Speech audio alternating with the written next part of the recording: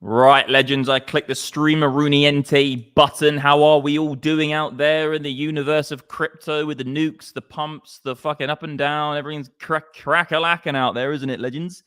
Yo, as usual, guys, we're going to do the long-term, medium-term, short-term price analysis of Bitcoin. We're going to go through all the metrics you see on the screen. We're going to go through the long-to-short ratio. We're going to look at the... Oh, God. Oh, my God. Oh, my God. It's saying it in my face. One sec. Don't know if you can hear that. I was live. My other thing was live right there on YouTube, so I could hear myself talking at myself. That was freaky. Yeah, obviously, guys, BTC halving as well, as you can see here, is going to happen in 4 days, 5 hours, and 47 minutes. So the Bitcoin is going to be getting more scarce. The scarcity number just going to get more scarce. The thing which we're all buying, the itty bitty bad boy baby. We'll look at some altcoins, guys. We'll go through the commitment of traders. We'll go through infinite market cap as well. I think we did go up one note. We're back at 10. We just dropped below Meta again. CBI, we'll go through everything, and then we will go and chat to the team. So how you boys doing? Are you okay? I mean, make sure everything's good on this side. Make sure everything's live. Yeah. What's cracking, boys? All good? The team? What is good? What is good? Yeah, good to see you, boys. Okay. So let's do it. Guys, again, we do reiterate points quite a lot, but on Twitter, I did this post, talking about, I do think that Bitcoin's going to have some sort of lull or down phase during the halving period. Right now, we got about, less than a week till halving. I do think this would be a prime time for Bitcoin to have some sort of lull phase or downwards price action. I do think most of this is priced in. The anticipation, the euphoricness of it, or, let's just say the over-exacerbation of the news event itself has already been priced in. And I would say that during this period, I have said for a while that I do think we'll have a lull phase. If it's sideways, lull phase, or if not down. And if this is the top, I do think we could go down all the way to $42,000 at the maximum price of how far it would go. And it could go even lower if we have some super big macro event on this planet where, say, for instance, there was a nuclear war. I'm not saying that will happen. I'm just saying if there was, due to Russia or Israel or Iran or whatever, it looks unlikely at this point. But if it did happen, I think Bitcoin could go lower than $42,000. But looking, if this is the top of this, if this is the top, I think 42 is the lowest it goes. Going through the factors I've said with the halving cycle, the CBI being at 83, it went all the way to 82, actually 82, 83.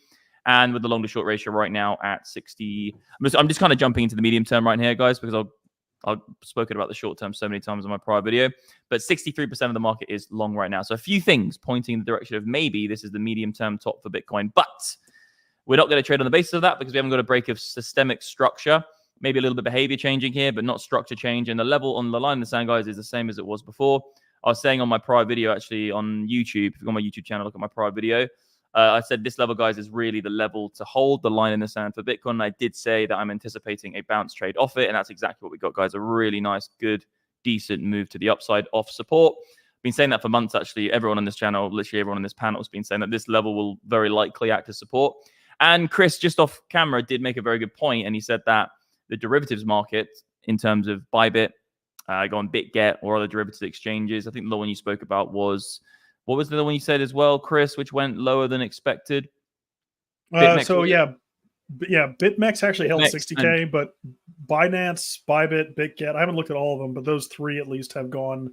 They broke the 60K support. Yeah. So they went down to like 59.7. Yeah, perfect. So basically the point is that some of the derivatives exchanges actually did clear this low price, which means this liquidity has been swept on other exchanges like Bybit, which do a lot of volume. We know Bybit is actually one of the biggest exchanges in crypto in terms of volume and open interest. I think the volume of Bybit is the third biggest on this list. We do take out a few exchanges which do wash trading, but Bybit, you can see here, guys, like Binance, OKX, and Bybit are the top three. Bingx is actually a close contender as well, and BitGet.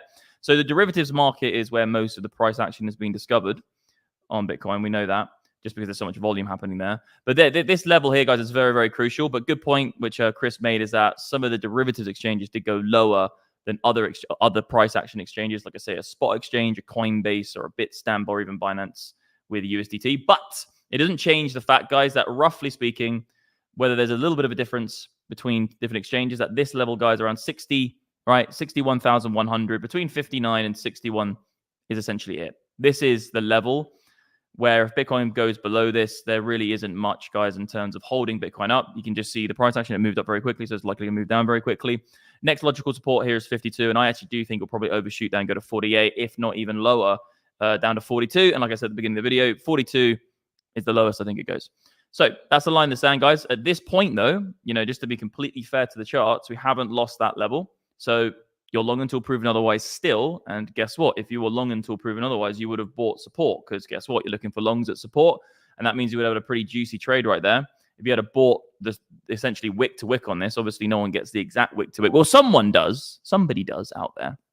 But it's, you look at it, a 10% move to the upside on a bounce trade. So that's essentially an opportunity where you can change your whole life. This is crypto, this is Bitcoin. Okay, so really, really nice move, guys. 10% to the upside. And now actually a very important part is that we did move very, very rapidly, and we didn't see resistance on this prior area of support here. If we had have come to this and then seen significant resistance on that multiple times, that actually would have been a much more bearish outlook for Bitcoin. And I do think it would have broken support a lot faster. But we broke through it, and then we're now coming down to it as support, which is actually pretty encouraging for Bitcoin, actually having some decent upside price action.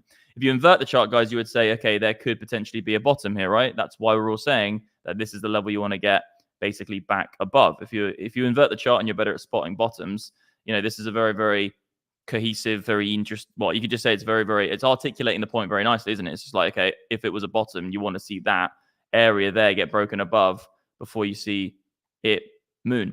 So whip it back over this way. You can see, guys, that important level. I do think actually looking at Bitcoin right now, if we do find support here, I do think there could be another pop actually to the upside. It's difficult to know exactly because look, we've had a big long move down. If Bitcoin finds resistance here, or even we're on it now, let's just say we break through it and see it resistance again. There's a lot of zones, right, where you could potentially see Bitcoin see some resistance. And I think the only thing you can do, guys, from my analysis, is just draw a Fibonacci from the high, guys, like we always do, and just look at some of the fib levels and look for some hedged short positions. The best hedge short position would probably be here at the very high top. So if it did jet back up, I'd say look for a hedge short position. You're likely to get some sort of squeeze back or some sort of pushback. And then if you put your stop loss at the break even, at least you've covered the downside. Like we covered the downside here. I said, look, it's a good idea when you get the breakout trade. I'll quickly whip up the tweet actually, just so you guys know that I'm not lying. I might be lying to you like all the other crypto YouTubers. I said, look, there could be a hedge short position here. You sell into it, and there's a buy here at support, etc., etc., etc. So the hedge short here, which we were talking about, playing against what most people do for breakout trading, did play out very well. And like, look, at the time, I wasn't saying that I think this is going to happen. I just said, let's do it just in case it does happen. And actually, this aggressive move to the downside caught most people off guard. And that was because everybody was trying to long the breakout. And guess what? If you do the opposite of the majority do, the fool makes the market will make the fools out of the most. So that short position there with a stop loss at the high was a very, very good position.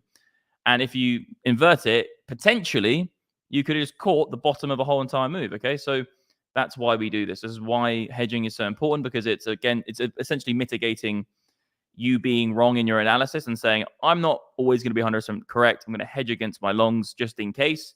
And you're playing chess. You're essentially moving 5 steps ahead of the market to cover yourself so you don't get wrecked by the fucking king or the knight or the freaking queen on the chessboard. So you want to basically, that was a really good head short. I would actually take that trade again. If we did move up very quickly here, I'd take another head short on this and just say, oh, look, if it carries on, then I'll just take a 1% loss. The same way, if you try and time the bottom, you're happy to take a 1% loss if it breaks through. I'm just happy to do that same strategy. I've got a lot of hodl long positions. I've got a lot of open swing long positions. I've got longs from 19K. I got longs from all the way. I've still got longs here. Okay, so like I'm happy to leave those longs open, get a head short position in here. If I'm wrong, hopefully it moves with the trade anyway. And I get a stop loss into break even. But if it just goes straight up and I get stopped out, I'm prepared to take a 1% loss for all of my longs staying open instead of closing and just hedge against it instead. Anyway, rattling on and down into probably a little bit more advanced way of looking at it for most people. But overall, guys, in terms of analyzing the market with no trades on the table, here's the level you want to hold for the bulls, and here's the level essentially at the top you want to break above. I actually wouldn't say it was the all-time high. I think if we get above this level here and sustain it for potentially a daily or 2 dailies, I think it's quite likely actually you're just going to see this essentially squeeze up into it, some sort of ascending formation, break above it. Might not get the retest, sometimes you don't, but that would just be you're off to the races. And then nobody knows how far we'll go up. I think it's between here and $100,000. I don't think Bitcoin will go over $100,000 and just continuously go up and up and up without some sort of significant pullback.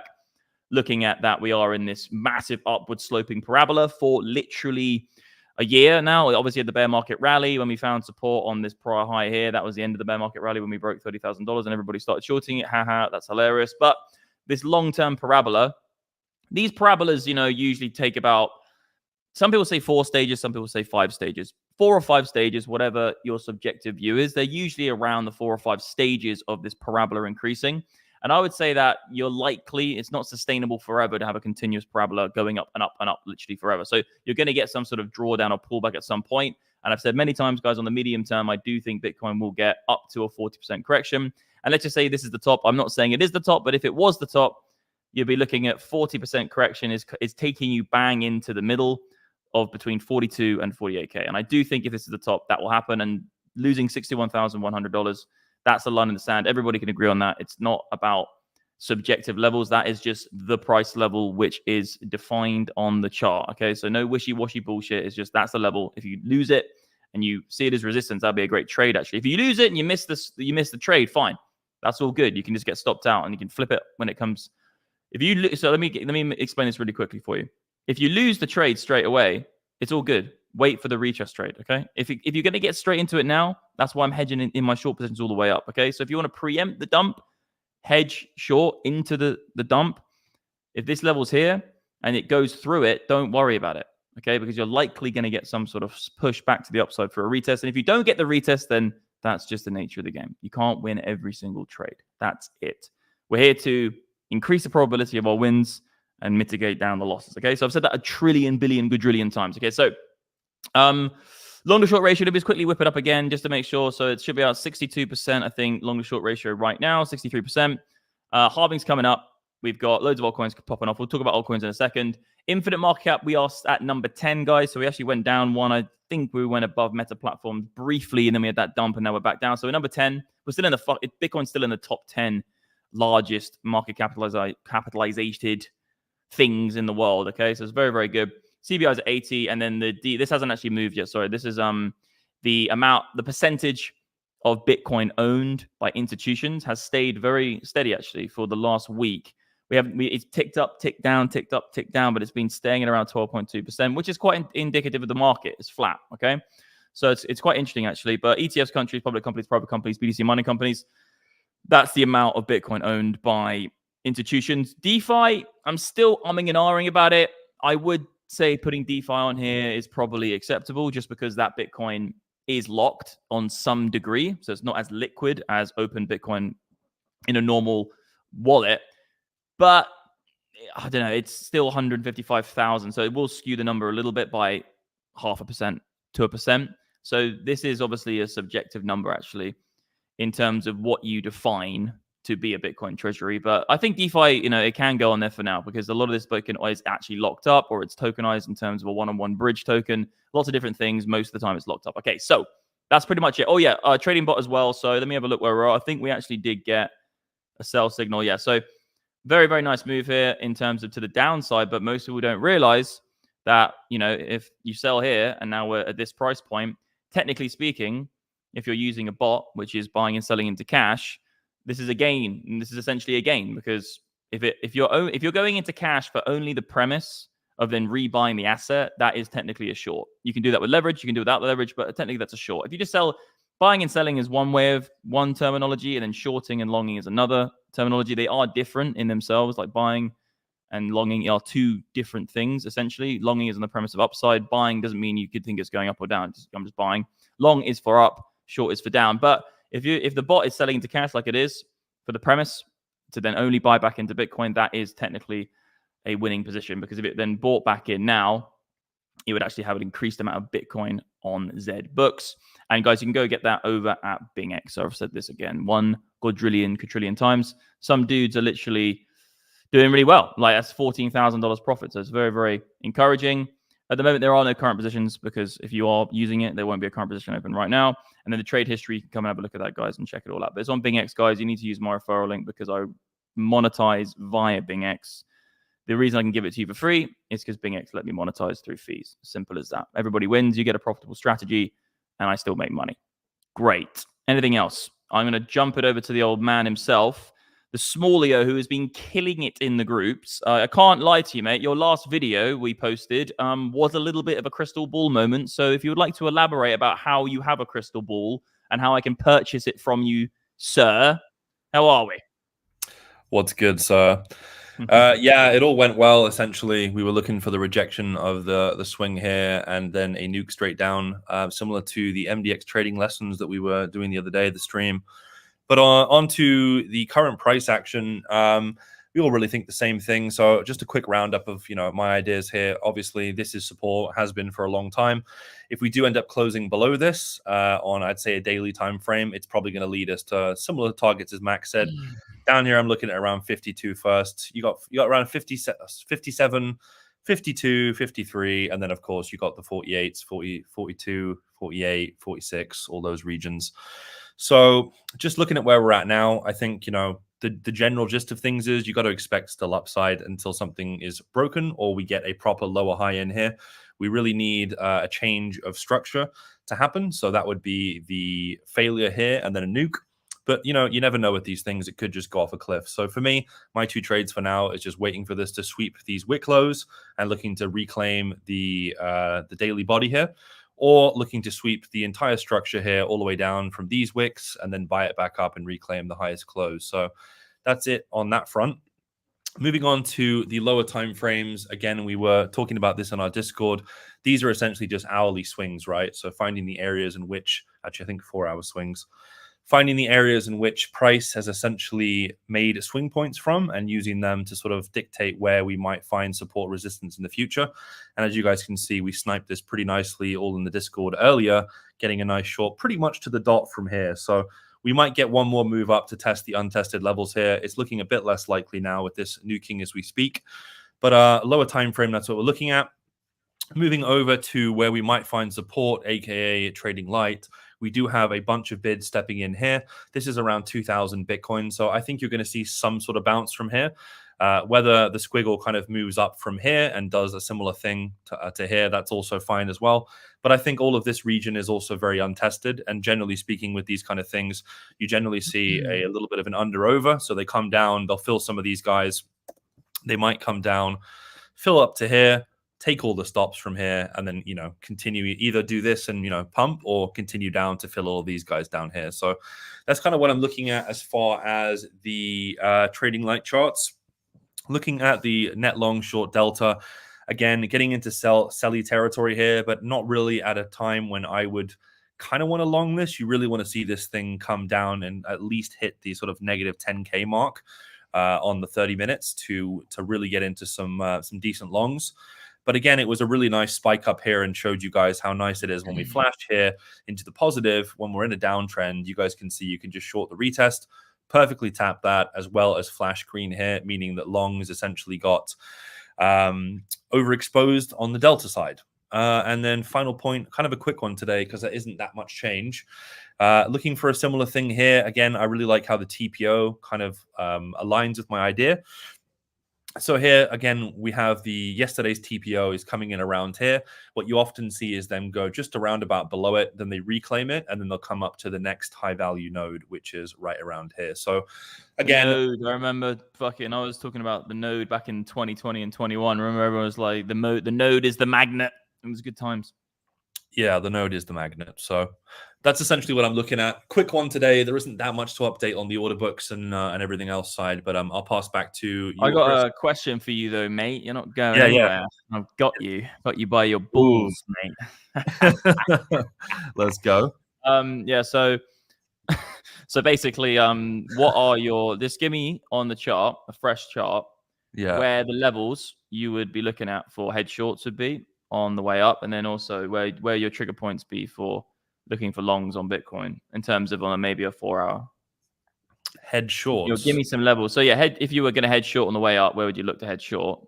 And or if you were looking for longs, where do you look for the buys? Where are your levels, basically? Just a little question, mate, for you. I would say hedging short here, right? This is the 4-hour untested order block, so you can't really have another answer apart from there. I don't really like shorting breakdown levels and stuff. Once it gets past here, it might do one of these things and retest it, but these things tend to just nuke and then test like that. So I would say the only time I want to short this is this bouncing back up and at least testing sort of 68, 69k. I'd say 69k is kind of the level here. You got the same level as me. What's that? I'm just gonna.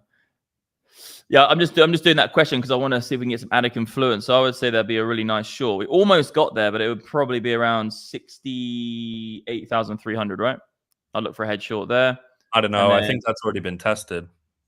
We didn't get there on it. We didn't get there on my chart, but I would say that would be a nice head short, and then potentially up at 72,000 as well. I think there'd be 2 levels for a head short. If it continues, you lose, fine. Head short, if it continues, you lose, fine. But then at least you got the exposure for potentially this being, if you flip on, that would actually be the spring for the next level to get a breakout. But that's what I'm looking at. You want to add anything to that, my friend, Aruniento? Yeah, I agree. Similar levels. Similar levels. Okay, cool. Yeah, I'm just asking some questions, man. And then also, Legends sort of mentioned something. What Will said is that this dump, the reason we're looking for these shorts, potential head shorts, is because this dump could just be an absolute nuclear explosion all the way down. There might not even be a retest back in. Quite a lot of the time, you would get a nuke and it would come back and you get something, but sometimes, guys, these things just go crazy. So these head short positions, like I'm talking about, are very, very powerful because the head short here, that's going to be covering. If people had taken that, obviously it's not financial advice to take the positions we say on stream. But if you took that trade there, you're in a very, very sweet position right now because you just hedged against whatever the amount was. Let's say you have 100K, which is long, and you hedge 20K short, right? At least you've still taken 20K profit. Some people will just be in a long from 19K and just be running this whole thing, and it will go all the way back down to their entry. And most times actually happens. The people just let it run because they go into a trade. But one trade is 2 trades. Every one position you create is 2 trades. It's an entry and an exit. So hedging is essentially a way of keeping it open, your open exposure, but then taking profit on the way up, hedging against it. So yeah, that was nice, man. And what are your levels on the way down? Did you say 52K, Will? Yeah. 52. Let's go back to for a bounce trade, yeah?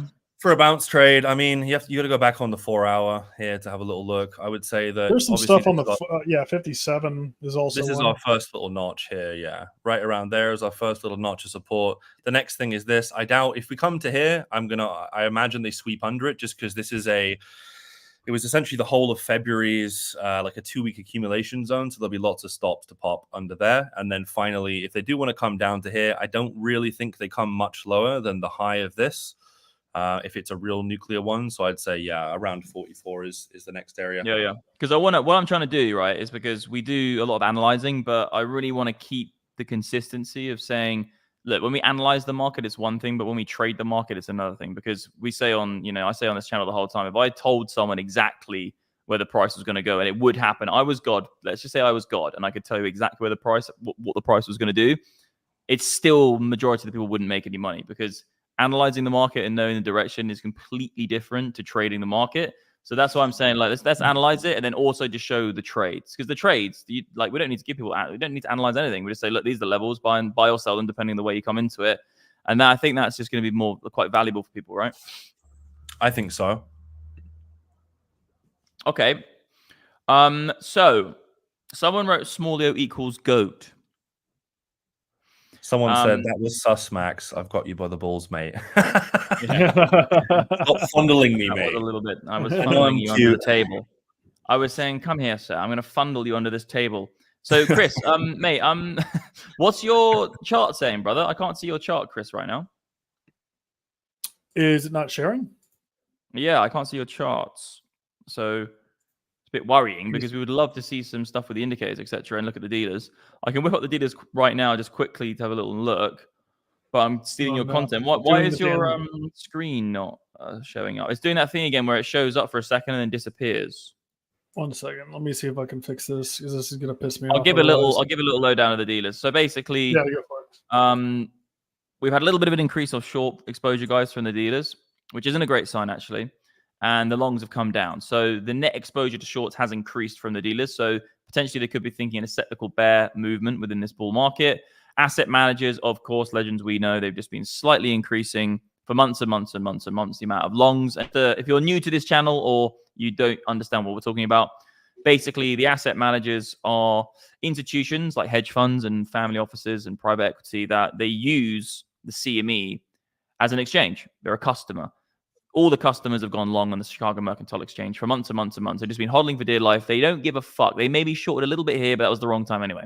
They've been hodling for dear life, just buying and going long on the CME. The dealers are actually their liquidity providers. Their provision. They're basically the market makers from the exchange. And what they usually do is they just take the opposite side of the trade to then match the books up. But historically, actually, a lot of the time what they can do as well is they can take directional positional trades. And that's what we're actually seeing now, because the dealers shouldn't really be going long with the asset managers. That means they're exposed, because that means their books aren't essentially completely flat. So actually, they've been increasing longs, which is a good sign for the long term and the medium term, because it means that if the dealers join the asset managers with long exposure, it means that they are taking a directional trade for the ups, for Bitcoin to go up. And we've seen it come down a little bit, which is actually arguably quite smart, because they've been increasing. They almost got to halfway between longs and shorts, and now they come down a little bit, and there's indecision in the market. You know, the market is going sideways. Indecision is the premise of things ranging. So it's pretty interesting, guys. I actually do think it's quite, and I think what's going to happen is if we do get a move down, I think that the dealers are going to take some big directional shit, because they took some big directional shit back in the last bear market. So it doesn't look like much now, okay, this little hump here of red. But at the time, that was actually a big directional trade. And that actually did time the top of Bitcoin in 2021. So it doesn't look like much now because the volumes increased. But at the time, this was very significant, and it was spot on that they went significantly short against the asset managers, and they actually did time the top pretty much. They actually added their shorts pretty much the day of the top, which was pretty mental, actually. But Chris, are you back with us? Have you got your chart? I still can't see your chart, my friend. I'm going to keep going through until you fix it. Oh, yeah. So, guys, also, just want to quickly mention as well, when it comes down to the indicators, because obviously one of the main indicators that I use in my strategy is trend collection. So we have you could call it a multitude of indicators built into one indication, right? Because it's just loads of indicators all put together. We actually do have trend collection, which on this chart, if I go on the 4 hours of the time frame I like to use it, there's a general rule I use, okay, on Bitcoin with trend collection. I'll let it load right now, and we'll see if Chris has got his chart ready. Okay, still haven't got your chart ready. So the general rule is this. Working. Oh god, that's annoying. We'll try to work that out because we managed to fix it last time. Okay, so the general rule, guys, with this indicator is that if you're above the EMA ribbon, generally speaking, it's long. You're up. If the EMA ribbon's aiming up, you're buying. If it's flat, potentially could be changing or coming back down. Okay, so generally speaking, guys, if you're above this moving average, it just kind of gives you an overall dictation of potentially the direction of the trend. Obviously, when you're flat, it's going to be in and out, swappy, but you can even see in here, guys, that it's still getting the swings within it. And at the moment, guys, we are below the EMA ribbon, which is something I look at every single day. And you can see, guys, that actually we did tag it as resistance. And what you see a lot with this EMA ribbon, because it uses exponential Fibonacci numbers, what you do see a lot actually is that it either comes to it as support and then bounces off it, like you can see here, or it hits it as resistance. Sorry, Leggies, let me whip up for you. It can hit it as resistance on the way down as well. So you see resistance, resistance, resistance. And actually, you know, I wouldn't say it was as defined as a SR level or a supply and demand region, but it does do a very good job. You know, it's using very good Fibonacci extension numbers. So sorry, Fibonacci numbers, but it's actually in sequence exponential. So it's pretty nice, guys. And you can see here again support, but at the moment we're below it. So generally speaking, if you're trying to preempt even further ahead of the game, you could say we're in a micro down trend within a range, trending within the range down to the other side. And if we get back above it and this begins to go like that, the moving average that is, and we go like this, then you could say, okay, potentially we're going to come up to next resistance. But again, just to make it very clear, guys, because Chris's charts aren't working, he usually is the indicator guru. Chris knows more about the fucking indicators than he knows about his own wife. True story. And this is the level, guys, to hold. This is the level to break. Okay. Is your chart up, brother? Christopher? Are you with me? No, it's not. That's really strange. Let me have you quit the whole thing and come back. All right. Yeah, do that, mate. Like, that's the first fucking thing you do. Quit and come back. Anyway, William, my friend, let's have a chat. Let's do some questions while we wait. How's it been with you, mate? What's been cracking in the trading world for you the last week? Just crack-a-lacking, man. Nearly gone into World War III and coming back all in 24-hour period. I know, that Iran shit, man. It's just like... a bit mental. But I think we had a chat about it, didn't we? And I actually think what, China said when they came out and Russia, at the end of the day, it's quite admirable. It made it feel a little bit less sketchy, right? I think so. It says volumes, guys, when all the countries that we're supposed to hate as the West are the ones actually not being warmongers. And you've got Raytheon and all the big war companies in the US, the big war stocks, they're all obviously gunning for it. So, it's always been America the aggressor, really. They're always trying to be the world police.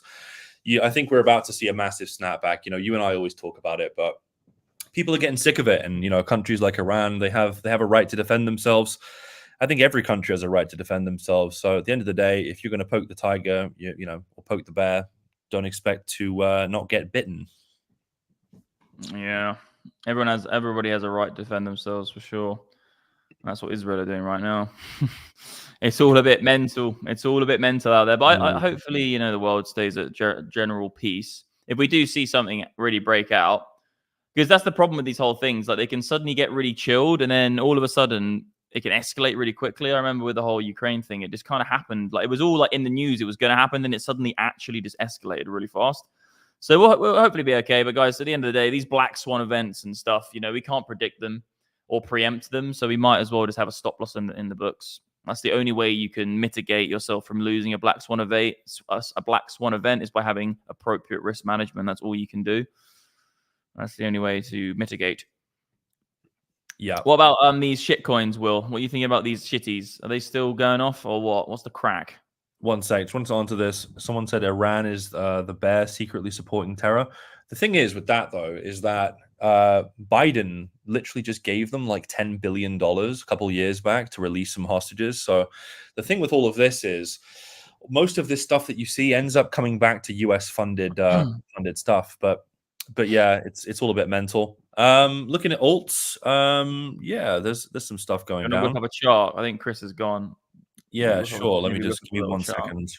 We've lost the Viking. He's been rowing his ship across the Atlantic Ocean and he hasn't managed to make it to port. He is gone. The Viking has been liquidated into the ocean. It's over for him. One that I really like at the moment is Trio. There we go. You see? Yeah, one I like at the moment is Trio. I know it's really great team. I know you know the team well. I've had drinks with them in London. They're just great guys, and they're essentially building on ordinals. And essentially, they power the project Audi. They do inscriptions on the blockchain, and blockchain. Incredible stuff, really. And I think this project is more of an investment, I would say, for me. Yeah, it's not really the price action looks quite nice right now, but I would say overall, just investing in it is the way to go. Oh, I think so as well. But I think it's the same thing with most of these things. Like, unless they're absolute shit coins on Solana, you got to be in and out quite quickly. But with a lot of the other chains, it's a lot more relaxed. Solana is just literally a pump and dump cycle at this point. It's gotten harder to trade recently. Joe says, I had drinks with them in London. Now that's a buy signal. Now that's a buy signal. It absolutely is. But they are genuinely good guys, as opposed to a lot of people that build in crypto who are in it. Oh, they're good guys because they're British. Yeah, that's a fair point as well. They're British. As in not Spanish. Yes. Yeah, I'm not up for the Spaniards, bro. If I went to London for drinks with a team and I didn't know who they were and I got there and they were Spanish, I would buy a pint for everyone and then suddenly just flip them in their faces and say, fuck off, and leave. British, innit? Yeah, I hate innit. Innit's ruined Britain. Like, England used to have this type of efficacy with language. And obviously, a lot of countries all around the world speak English. And the Queen's English. And then now, innit is like, it's just the thing about innit. All innit is, it's people in England who don't want to conform to the normal status quo of what England is, being like nicely spoken human beings. It's just them trying to rebel. It's like, I'm going to do the complete opposite of good efficacy and be like, innit, and just make it like short, sweet, and kind of just like aggressive. Innit is, I hate it when people say innit. It's just like, fuck you. You're ruining the crown. You're spitting in the king's face. Have you seen the ginger guy from the UK that ran the whole length of Africa? Yeah, mate, that's funny you say that. I've been watching him. You actually have been watching that. So hilarious, he said that. Yeah, absolute legend, mate. Hardest geezer has absolutely smashed it. Like, you guys, an ultra marathon every day with pretty much no breaks for a year that's some serious stuff. There's a guy I also saw who was another British guy who used to be able to swim just like unbelievable lengths. Like he like swam like up the Amazon River or something. Like he just like never stopped, just like chugging away like with this mad endurance. Like, I don't get human beings. We're so mental. We're so adaptable if you train for a long period of times. Like even Ellen MacArthur, who sailed around the world. Like, if we act, it's actually mental. Like the endurance our bodies can do. Yeah, there's some crazy feats. I love to binge watch some of those docs. I remember watching one about some dude who got stranded. His boat, he was sailing around the world on his own, and he woke up and he was just taking on water and essentially went into one of those inflatable circular dinghies, and he was there for 80 days, and he essentially ended up going into a shipping lane and getting rescued. But some of those stories, getting fish with a little fucking, what was it? Like a little, what did he sharpen? Like a little plastic rod. Loads of things, mate. He sharpened. He had a he actually had a, what do you call it, spear gun to begin with, and that broke. And then he tried. How did he have a spear gun? That's sick.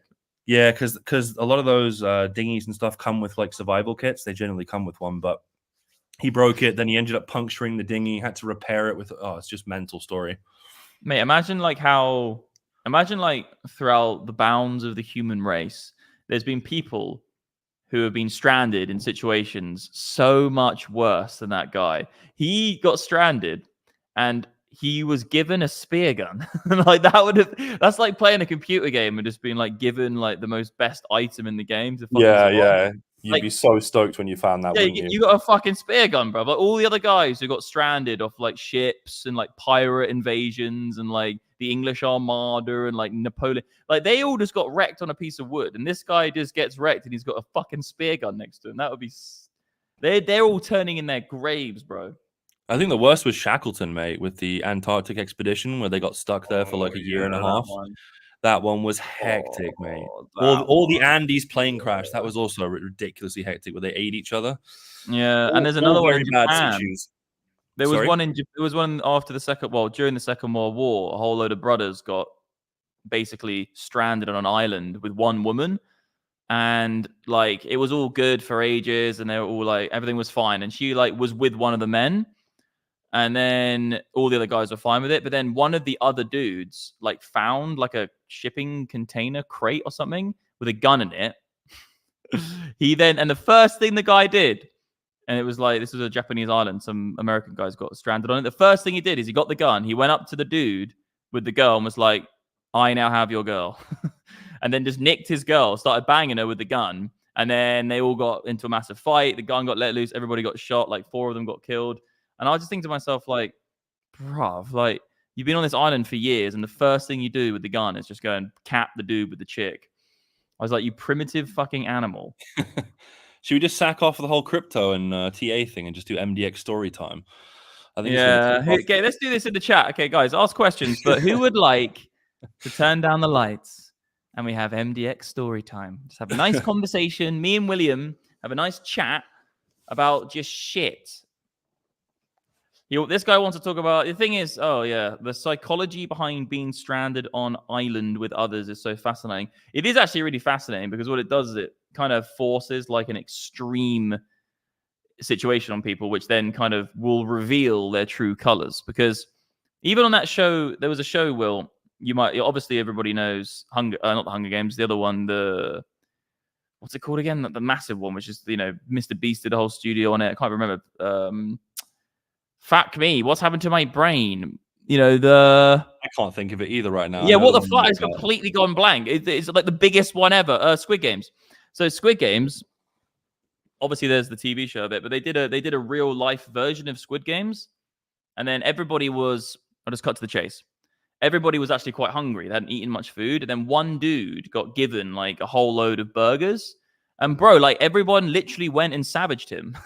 Like they did, like the women like jumping over, like nicking the burgers, and it was for him. Like they gave it to him, just him, and he literally was left with nothing. Everyone just came and savaged him for the food, and it's like human beings will do desperate things in desperate situations. That's why I always do this practical kind of thought process, which you guys might find interesting actually in the community. If you have any situation and you're kind of like on the fence, essentially, of like, where do I stand? I don't really know what do I actually think about this. If you just put it to like the most extreme, if you force the the situation to the most extreme version of what it could be, and then you force yourself to make a decision, that is a good way actually of just like revealing to yourself sometimes what your actual true thought is. Because if you, like I always say, put a gun to my head and tell me, you know, what I'm going to do, it kind of forces you to have to put a lot of scrutiny on the decision. And that journey of scrutinizing decision actually unveils sometimes even shit you didn't even know. You just go, okay, well, if I really had to, like, put a gun to my head and tell me what the price is going to be or something like that. That is it's actually quite an interesting thought experiment. I think you would agree, Will. You Yeah? let Chris in, he's back apparently. Oh, fuck, yeah. Chris! Yay, your charts! Okay, I've got your charts. I've got your charts. But finally, I'll just there we go. Point.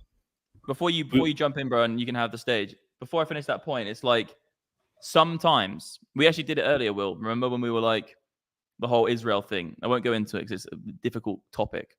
But it's like if you really force yourself to like, okay, who would I actually take sides with? Sometimes it can like make you take a lot of ownership of that decision, because you're like, if you make yourself, you say, look, you can either have one or the other, or you only have to pick one side, or you have to join one side. What would you do? It kind of makes you make a decision. But yeah, Chris, it's good to have you back, brother. Let's talk about some indicators, man. Absolutely, yeah. Sorry about that. My system got nuked. I had to restart everything. But yeah, actually, there was a couple things I wanted to talk about, like higher time frame at least. Also, just to kind of get perspective, since we have a lot of data we can pull now with like on-chain metrics into TradingView with our indicators. So I think one of the biggest things that kind of sticks out in my head is like where we are potentially in the cycle. Now, you can say that we're here. People can say that we're back here. But realistically, I try to look at averages across the board. You got to think what I'm looking at right now is holders in profit percentage. So what percent of holders are in profit? And very often when you have that initial run up where we were actually hitting levels that were 97, 98% of Bitcoin holders in profit, that's not sustainable. You need to have shakeouts. It's effectively why we had the rounded top structure, like the perfect distributive top that we had back in early 2021. So at that don't same cut point, you off, Chrissy, yeah. But what indicator are you looking at? Is this I can't see the text. It's on-chain metric bundle, and we're looking specifically at the holders in profit percentage. Oh yeah, the MDX. So guys, this is one of the MDX indicators we have in the suite. Chris is literally like a fucking wizard, like a clinical wizard with these indicators. So sometimes he's doing shit in them which most people don't even know. So if you're in the community, it's MDX Trendmaster on-chain metric bundle, and then turn on the setting if you want to elaborate again.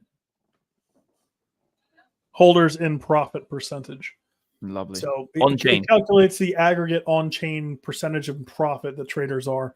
Now, there's other ways you can get this data, but I like to have it on TradingView because we can actually set alerts to it. So we get notified when we're like, hey, we're at over 95% people in profit, look for a potential reversal. And if you judge the previous market conditions, the fact that we were hitting topping points like 97, 98% back in January 2021, very similar. We're hitting 97, 98% on the current structure.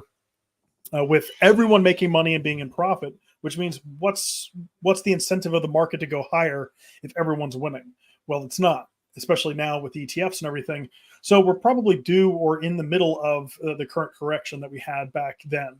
That's a significant move off the high to the downside. I mean, people can talk like, oh, but it's not that bad. I'm saying, well, it's still 18, almost 20%, 17% on perpetuals. It hit about 20% as far as like an all-time high to current correction.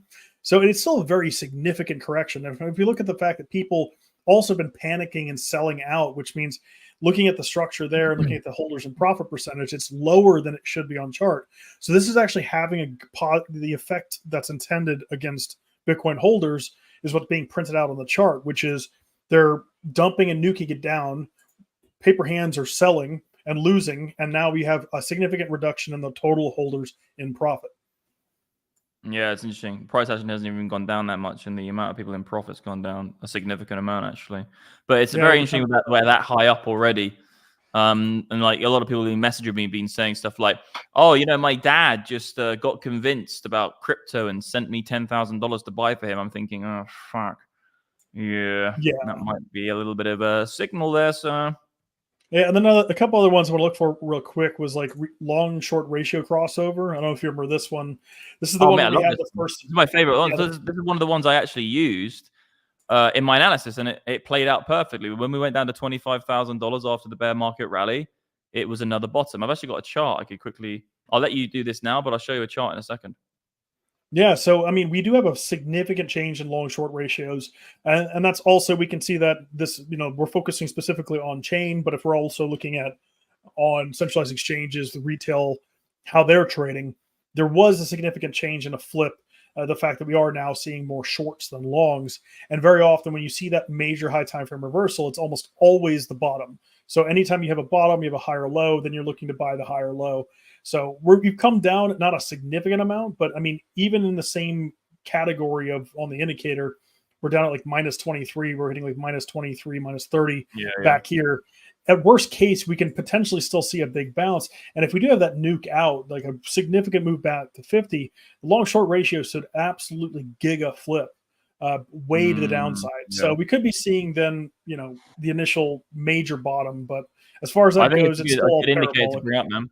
I think you bring up a good indicator here because this is, I actually have a chart. I'll quickly show you it. It should just be one of these ones here. If I quickly whip it up, there should be a whole lot of lines all over it. And it should be, if it's loading, 1 second. For some reason, it's all a bit slow today. I think it's because I got, maybe I've still got my VPN on. Let me just quickly check. See if I can get rid of it. Oh, God, yeah, I think that was why. So you guys are still there. I just took my VPN off. So let me find this frickin' chart. You guys can still hear me, all right? Yeah, your internet's just going to be playing catch up. It's playing catch up, yeah? I think I forgot to take my VPN off because I was on Discord earlier. Come on, sire. I'm supposed to have fast interwebs. BDC1. This is the CME, by the way, guys. Actually, we could actually look at this. I was charting it earlier. Anyway, I can't find it. Maybe it's on a higher time frame. I was looking at it. So that's the overall long term. We got this one.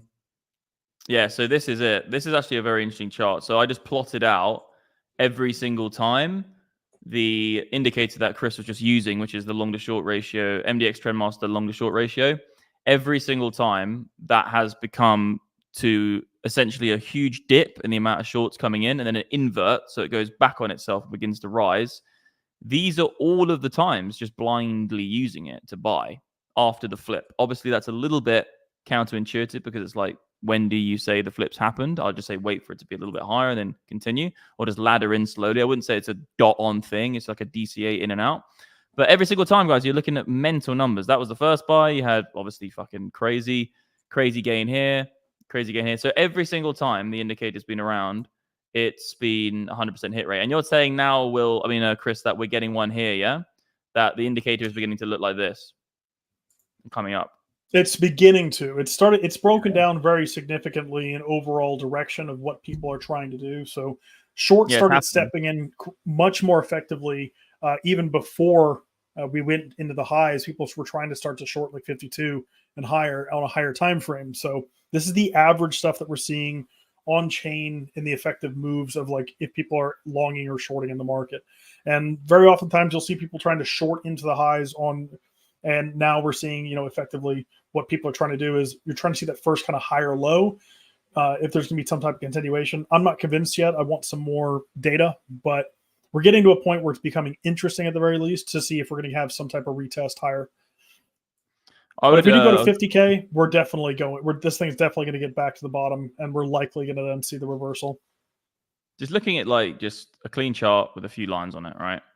You know, overall, that $48,000 region, if when we were at $15,000, you know, I was saying multiple times, I think that 48K will be a level which Bitcoin will go to that year and probably stay beneath it and then pop above. Like anyone, you know, at that point would have said the same place. 48K probably caps the upside for the year.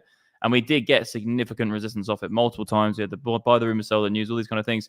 But Bitcoin really did just blast straight to the upside through it. So it wouldn't surprise me to see that 48K region get tagged again. I'm not saying it will happen, guys, and I'm not betting on it right now. I'm still long until proven otherwise if we're above 61,100. But it wouldn't mean, let's just say this. Say Bitcoin goes to 48K in the next week or two or a month, I just don't think there's anything to be worried about. There's nothing to be worried about. I think it's actually pretty fucking healthy for the market to do that. And it'll be a very good buying opportunity. Everyone who got in on this move will get flushed out, all those late hands. And then it'll give a lot of people who miss the move, who probably do have a stronger narrative or a stronger hand than most of those others, to then get in, and that could be the springboard. So don't start freaking out. Like, obviously everybody will, because that's just what people do. But don't get insanely freak out and like sell all your bags and panic on this and do stupid decisions and get flustered and get lots of crazy, stupid emotions. If it goes to 48K, I would just be like, I'll be happy about it. I'll just be like, this is a good thing, right? So don't get freaked out by it. It's more than normal for Bitcoin to go to 48K, 42 even as well. Between 42 and 48, it's just business as usual, really. We just didn't. It is. It definitely is. With those deep corrections as well, by definition, you kind of said an interesting point. You're literally like flushing out weak hands, and by definition, giving it to people with stronger hands, because the people who've waited for the dips, they have stronger hands because they're patient. The people who FOMO tops, they're not patient. So it's good. I completely agree. Well, I just said it. Yeah. So I'm like this. Like, look, this is here. You see, this is actually like more. I suppose that actually did fall. Actually, that's not correct, because the sell would have been there if you got to wick. But these two buys, guys, on the indicator, that's actually the gain if you had held them. So I wouldn't use this as like, I'm going to sell all my bags here or sell all my bags here. These are buys which you don't bet against for a long time. You just let them run and then put a stop loss in at wherever the entry is, and that one would have been taken back. But these gains are crazy. But yeah, I'm like, we were saying, well, it's like if these guys are all just jumping in the bandwagon because it's a fast move. Like, people were buying quickly. That's why it went up quickly. But if we do get a nice pullback, you're just gonna create a more rigid, good person. Because if people who buy when things go down are always gonna hold for longer, because they're buying it. They're like, it's going down, I'm going to buy it. Like, when people buy when things are going up, it's always like, oh my God, it's going up, I need to get in, I want it to go higher. And then it goes against them. They're like, oh my God, it's going down, I got it wrong, sell. But if you buy when it's actually quite, human beings are very simple. But if you think about it, like what we do as traders, we buy shit when it goes down. We do the opposite because of the premise of potential future gain. It's actually quite amazing, really. It's quite beautiful that we're like, I'm going to wait for it to go down. And then people who do that will eventually make more money, because people who buy when it goes up get bricked. Chris, I cut you off, mate. Let's have a look at the ETFs. Tell us all about these ETFs and what's going on. Yeah, so, I mean, the big thing to remember here, and I was going to use this as a segue to talk about the CME a little bit, just because it's such a different chart than we're seeing on the rest of the market. Because the big move down happened, obviously, geopolitical black swan on Saturday. The price action was still to the downside, but that type of nuke hasn't happened on the weekend in a very, very long period of time. We haven't seen that type of major movement before the ETFs came in. So on Monday, now with us having a pretty rough week, we've been seeing a lot of outflows, a lot of sells since the start of the day. A lot of people just taking profit, panicking a little bit, pulling out. But we are seeing a decrease overall in the ETF volume. So that's exactly what this is. It's ETF on balance volume, and that's diminishing at the moment because, again, people are panicking a bit. Yeah, I was looking at swarm markets. Someone in the chat said, whatever happened to swarm markets? And then I went to look at the price, and I'm like, don't know, mate. It's up 59%. It's doing pretty good. Off the high, though, it's down a little bit. Off the high, it's 23% off the high, but it's up on the month 59%. And on the year, it's up 520%. So it's all looking good. It's going to have some pullbacks because obviously things don't go up in a straight line. But am I even showing my chart? I'm not even showing my chart. Oh, you're showing the chart. No. Yeah. But no, I mean, swarm markets is fantastic. Like, that was what I was freaking out like late Saturday. I was having a call after having like a bunch of beers, talking with Will and another guy. And I was like, we got to buy everything. It's all gone down to zero. But no, it's single fucking bit. No, but I mean, this is thing. I mean, you don't really know how much I can say, but like this. The idea of this thing going anywhere short of like $4 on this bull run is pretty absurd in my mind. I think it's going to be doing at least that. Yeah, I think it's great. I think Trio. I think Will brought up a good chart. I think your chart's still there, actually, Will. This you can see this chart. Just quickly whip it up, so you can see that Trio is doing a nice little bottoming out formation there. A lot of aggressive buying happening there. Looks like it's just organic, so it's pretty interesting. I think Trio will be a good one. I think SMT will be a good one because, guys, on this channel, as you probably well know, what we usually do is we wait for narratives to come to the things we buy. We're not really out there just trying to shill every single fucking altcoin there is or some meme coin. And yes, we do trade the shitties and meme coins on the premise of getting in and out. But a lot of the stuff we talk about is generally actually potentially could have an impact. And those are the things that make you multi-billionaires. Or it just allows people to do that more than, say, the one guy who made billions on fucking Bonk, right? It's like there are people who've done it, but the probability of you doing it in a meme coin like Bonk than just going and finding good investments is much, much more difficult. Like plus it's the nice chart here. Like look at what Arkham did here. It had the initial pump, rallied, slowly had a little sell-off, and then just went mental and then retest the high, right? And then generally speaking, this will probably do 5 or 10x from here. Trio's essentially gearing up for the same sort of thing, guys.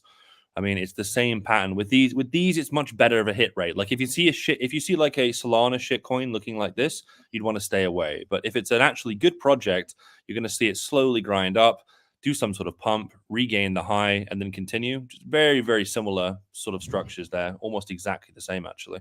Is it on CoinGecko yet or anything? Because I want to see. No, I don't think so. It's going to go on MEXC, isn't it? It's gonna Trio's going on MEXC and BitGet during this week at some point. So yeah, the numbers are going to stack up because at the end of the day, the reason that there's a chart I've seen actually recently. It's actually been around, but the updated chart for this year, and it shows like what the average pump of a coin is when it goes onto a big A-listed or AAA listed exchange, and Bybit's like 4 times. And the reason that is because a lot of these coins, they don't have a token distribution, which is actually on the exchanges yet. They only have tokens which have been given to the market makers to provide liquidity to that specific pair. And what happens is that because there's no one on the exchange already with tokens except market makers, is that there's only one way it can really go. If someone's going to trade the ticker, it's because they're going to buy first. Usually buy first because there's no one with the tokens. There's not many people sending the tokens to the exchange to sell them. And the market makers aren't doing that. They're just there to hold up the levels and give you the buy and sell. So that's why a lot of these tokens do moon off straight off the bat on these exchanges. Or they get listed and they have a lull phase and then they moon. But a lot of people say, but why do they always moon on exchanges? Like, because you're essentially allowing the potential token, right? Or the asset or the market cap of the asset. You allow it the exposure of billions of dollars. And that's all it is. The same as ETFs. What ETFs are doing to Bitcoin is what exchanges do to shitties. They give them the ability to get that exposure to a lot of money. But yeah, we're still looking at your charts. So Trio looks good to you. Are there any other shitties you're looking at, Will? Is it Trio? Any other like micros? What did that one we were talking about a while do, called fucking not LickGo, Peng. Is that all done? Are they all over? Nah, Peng's still chilling, dude. Let's have a look at it. How's Peng doing? Let's have a look. I just like the name. Can we please moon it? Yeah. Peng's bottoming out slowly. Little dump because of Bitcoin, but I mean, that's quite a nice move there, that little pumpu. Yeah, it was a really nice pumpu. From where we're calling it here, it did a nice little 3x. So just, again, they're all kind of in the dumps. You're going to wait for Solana season to kick off again. But generally speaking, like I rotate into non-memes to begin with, and then they all pump, and then memes are almost the last thing to pump.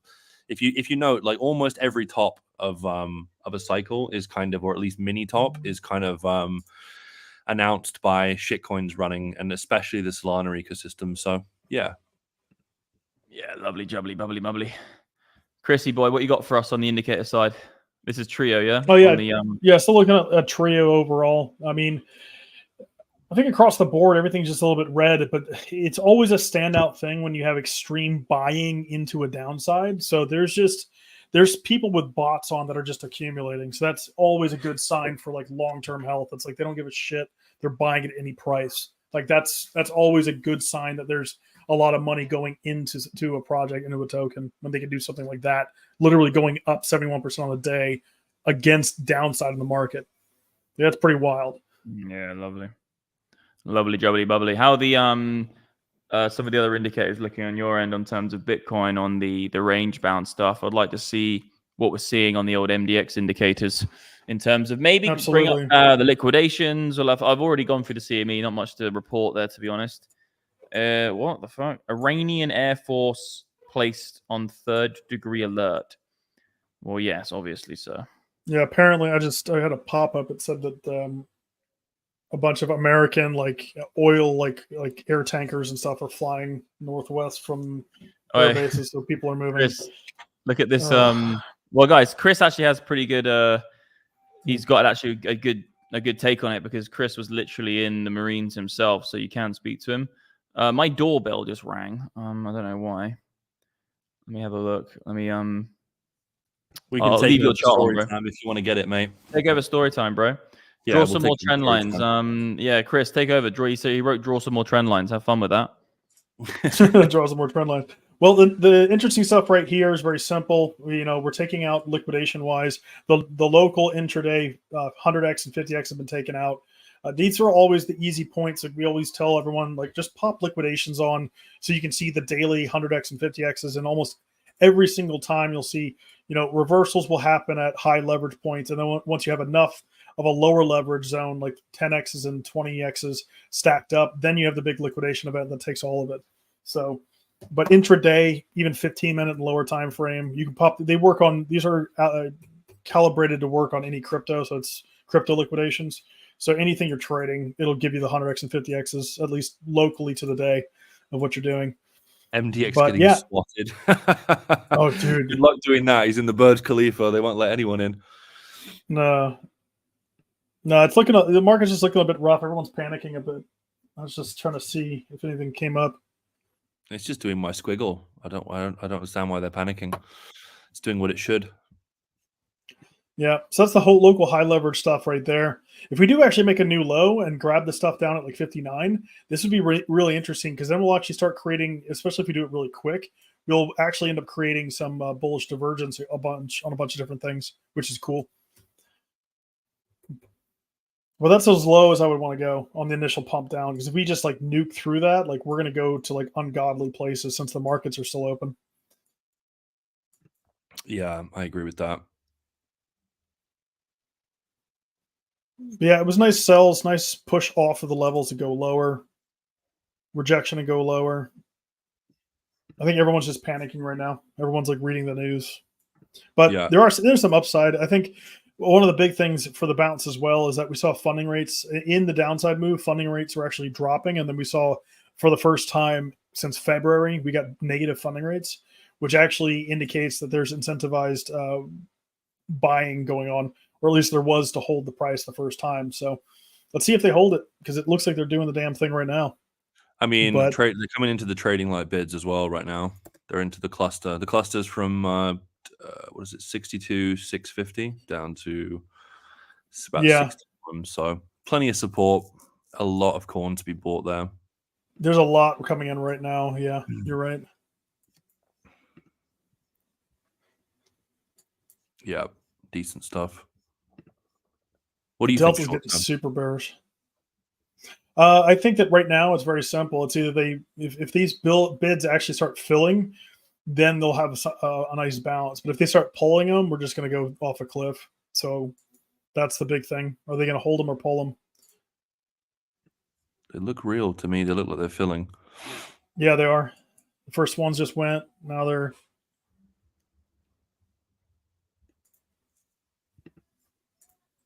Let's look lower.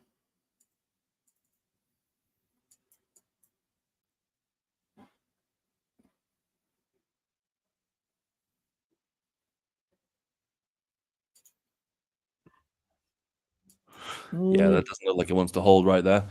I think it's going to sweep that wick at least.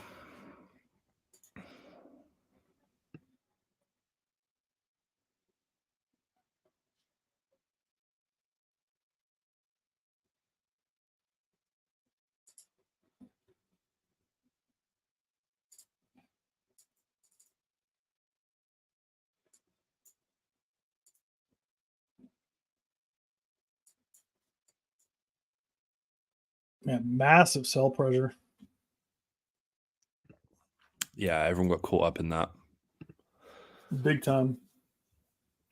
What's this? You want to go to your last?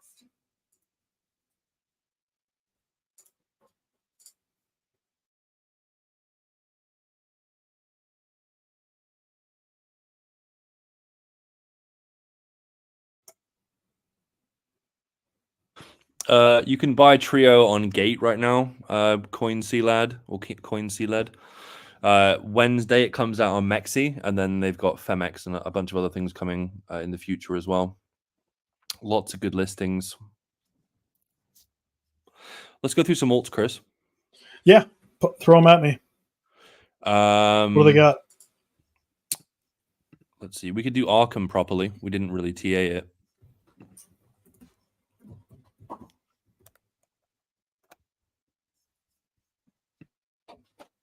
Yeah, everything's getting blasted a little bit at the moment. Just look, so higher time frame on the weekly. They already did the major wick down, which is nice. I actually checked a couple boxes potentially. Yeah, we can do ENA. We can definitely do ENA.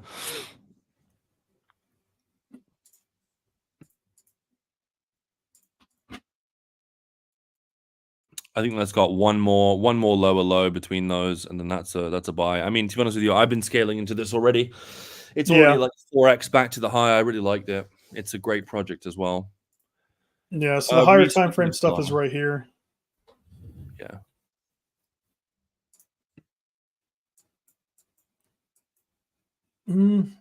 It's made the local higher high here. If it actually holds a higher low, then you're looking at the buy. It actually already just under yesterday's daily open, actually coming down. Yeah, I just took it. Yeah. The stuff.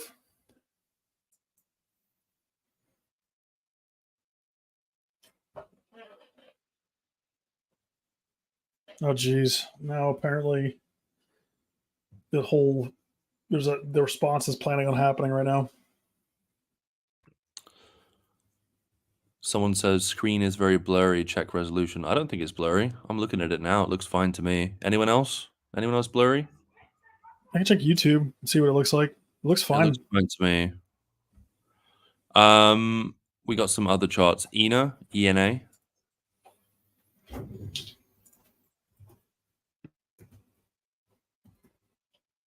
Never heard of this. Oh, it's just listed 2 weeks ago.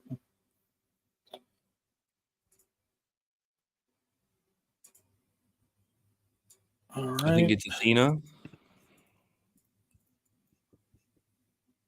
I mean, it's losing stuff really badly right here. Daily time frame as well. Off the weekly open, which was terrible. Yeah, you want to see it do a hold right here. Check it on KuCoin. I think that was its first listing. I think it was KuCoin or... Yeah. I think they're... Yeah, it looks like it listed around about the same time as everything. Oh, was it? Okay. Yeah. Just check.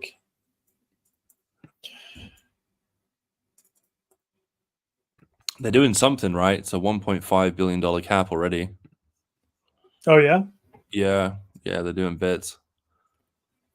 Sorry, legends, I'm back. That was crazy. I fucking completely forgot that I did dry cleaning for my clothes, and then he just turned up at 11 p.m. So I didn't. He rang me, but my phone was off. So just rocked up, was like, yeah, have you got the cash? I'm like, oh, fuck, the cash. So I had to do a bank transfer at the door with him. Crazy.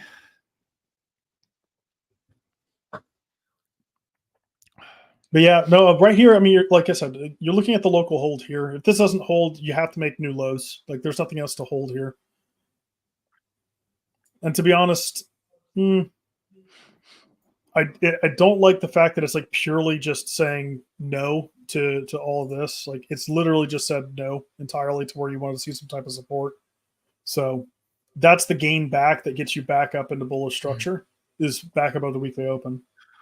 Yeah, this chart, you just have to wait for it to kind of actually get uptrending again. I wouldn't just randomly buy this just because it's just come out. It's Athena. Oh, I thought it said engine coin. Athena sounds like some sort of like, Greek goddess.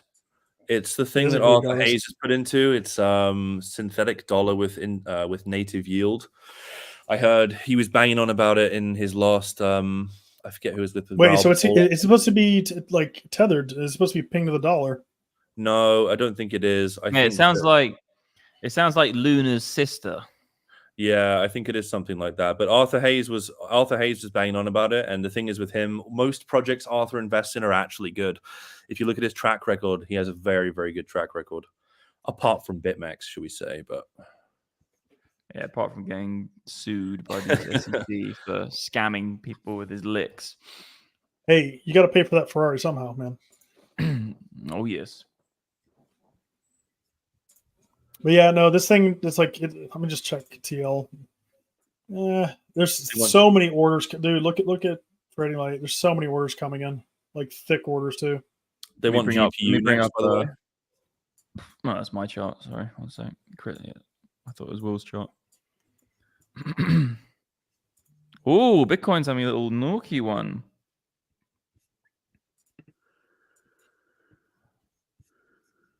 I mean, you made the argument that's where you want to see a retest something. Are you on the itty bitty again? No, you're on Athena again. No, I can go back to the thing. The orange thing, the orange thing you can't touch, smell, or see. Yeah, it's having a pretty dire one. I think this is actually a very nice little pattern here. I just took the screen back, Chris, but you see this. A lot of people I know actually do trade these pretty successfully. These kind of upward sloping, pincering wedges, and they do have a very big hit rate. If they look like this, so they're like that. It's like into it, you gotta pop out. Also, if they're like this, it's like you come into it like that, you gotta go in and out. So like these are actually pretty good formations, and also it's a bear flag as well to a degree, but a kind of a wedge bear flag. That pattern there is one of the patterns I will put weight on in trading in general, because a lot of other patterns are just complete memes, but this is actually one of those patterns which does result in quite a lot of good PA. I'm back on your chart now, but anyway, guys, in the chat, we're going to do the giveaway. I completely fucking forgot. We haven't been talking about it. We're going to do the giveaway on Twitter, so hang around. We're actually going to do it now. We're going to do the Twitter. So we've got 200, 300 people in here. If you guys can all smash that like button, that'd be really appreciated, because obviously when you hit that like button, the algorithm gets all happy, and then YouTube start firing it out to more people. But we're going to do the giveaway. So Stefan should be in the chat. Steflar, you legend. If you go to Twitter and also we're gonna announce the winners from last week as well. I think we're doing 3 winners, aren't we? Has anyone coordinated with Stefan on that one? How many winners have we got? Yeah, you said yes. Okay. So Steflar, we've got 3 winners from last week. Give those to Will, those winners, and then also we'll do the tweet now. So post the tweet, Stefan. I'll go onto the actual Twitter itself, MDX Algo Twitter, and we'll find it when it pops up. And all you guys have got to do is just like it, retweet it, and comment on the post when it comes out, and then you have a chance to win MDX Algo. And if you win MDX Algo, you will become the ultimate G trader who will take over the whole crypto market and essentially just be the black hole effect into your wallet. You'll just suck all the liquidity into your wallet. It's pretty fucking mental. Okay, all live. Let me whip this on. Let me refresh. The tweet is live, people. We're live. I'm going to like it myself. So yeah, we're giving away 3 monthly MDX Algo memberships. All you have to do is like, retweet, and comment. Best comment where blins. Follow us. Then we can DM you. So that's the tweet, guys. Really nice, simple tweet. I'll retweet it also on my channel. And if you haven't already done so, guys, make sure you follow MDX Algo. Come and do the whole thing here. You just got to... And watch the video as well. It's actually a small video. And guess whose voice is over it? And it says at the end of it, actually, it goes, oh, no, it's the wrong video. But one of the videos is like, and price projection modeling. What Twitter account? The Twitter account is on MDX Algo. So MDX_Algo. It's one of your videos, Will. It's your voice, bro. Sorry, say what? I said the price projection modeling thing. If you look on the screen, it's one of the videos. Oh, price projection modeling. It's one of you. Honestly, your voice, mate. Like, just to tell you guys, this video is Will speaking. Like it does. It's like this deeper version of you. It's hilarious. It's my other mic, mate. My other mic. I sound deeper. Like, hello, price projection modeling. Hello, welcome. We will come and live from you. I will sell you a camel for a couple GP and some Bitcoin. Guys, in the VIP group yesterday, I posted a picture of a finished plate, and I genuinely ate camel yesterday. The first time in my life I've eaten camel. Yesterday I ate camel. Because I was like, you know what? It was going around my fucking YouTube channel. Everyone was like, yes, you want to spit on camel. And I was like, you know what? I'm going to get camel. It was called camel tenderloin. It's just really strange. Very strange. Cue the camel memes. Yeah, yeah, exactly. And also, camel memes were absolutely so hectic last time. My God. Honestly, like the llama memes. Yeah. The lamb skin and the lit goat. Bruv, the thing about camel, it's actually really fucking delicious. It's kind of like beef, right? So it's very similar to beef, actually, which is kind of like what? But it's got this kind of like weird kind of gamey. I don't know how to explain it, but it's like beef had been mixed with a bit of chicken. That sounds really fucking weird, but it's like brown beef. It's like brown chickeny beef, and it actually tastes fucking good. I was having a dream about it. It was really weird. Dreaming about eating camel. Dream about those camels. Yeah, you remember those camels spitting all over? Look, someone Eve wrote llama love. Like we're going back down this slippery slope, legends. We've got to be really careful. Camel toe, yes, hilarious. God. First time you've eaten camel toe. Welcome back to the Straight Community MDX. Lockdown G, I am back and I'm ready. Camel toe dreams. Yeah, I ate some camel. No, if you think I'm saying like I ate some, I'm generally saying the actual food. It was delicious. Imagine eating the toe of a camel.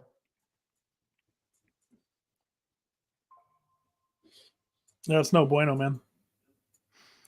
We got some levels, guys, by the way, on the chart. You know, this is coming down pretty drastically. We do have the Fibonacci pocket looking quite good. So the same way we do the upside, do the downside, do a little fib from the low to the high. I know StuTube will be on this. He'll be looking around here, though, between here and here. He'll have his long positions laddered in for a bounce back up. So there could be a nice little bounce trade here in terms of a short-term scalp trade, actually. But the only reason you take it, guys, is because here you can have a very logical stop loss. Because if we lose this level, guys, we're going down. We're going down. It's not actually the best price action you want to see for Bitcoin, but it could offer up a pretty juicy long because obviously the further it goes to the support level, you know, you could get a nice bounce off it. So it might offer up a nice trade here. But if you want to analyze the market, the trade could be juicy. But if you want to analyze the market, you know, for it to come down so significantly to the low, you know, you don't want to be just coming that far down and just getting close to it because there's only a certain amount of buyers down there. And if we exhaust them, you know, for you bulls out there, you perma bulls, going down. I actually would much rather it go down than up right now, to be honest, because I think it would give the market. Yeah, I would much rather it. I'm not saying I think it's going to happen. I'm just saying that for me personally, I'm just weird. Like I think I'm the same as you, Will. We've been like this for years. I think we generally do with assets in general, but Bitcoin specifically, or let's just say more so with Bitcoin, I quite enjoy it when it goes down because it just gives me more time to accumulate it. I quite like having time to breathe. When things are going up, it's all just like you're holding your breath, basically. It's like constantly fucking trail, and everyone's going mental. It's just it's like being electrocuted the whole time, like the fucking Bitcoin. But when it goes down, it just gives you a little bit of a break. You're like, yeah, okay, now let me actually resurface from fucking this holding my breath. And then just recalibrate the next trades. I've always made the best trades in downside ranging markets or bear markets. You know what I mean? That's where the best trades are made. Yeah. And also, you got to be real careful with this velocity. In fact, can you just quickly go over to my screen? Yeah, one sec. Let me just share it. So this is what we were saying. Let me know when it's on. You're on, brother. Yeah, that's what I was saying earlier in the group, that probably we're going to take the yellow path to come back and test this daily body, which we've done pretty perfectly here. Nice retest of that. They actually just didn't backtest this bit. They backtested the bottom of the swing, the OG top wick, but still pretty nice. But again, I wouldn't buy this here until we get this higher low. And even then, I'm going small size because this here, it's just a high velocity move. And I think, we were talking about this a while back. Generally speaking, when you come into a dip doing stuff like this, it's a little sketchy. We have some examples where it worked out here, but generally speaking, when 4-hour candles look like that, you kind of want to wait for things to kind of chill out.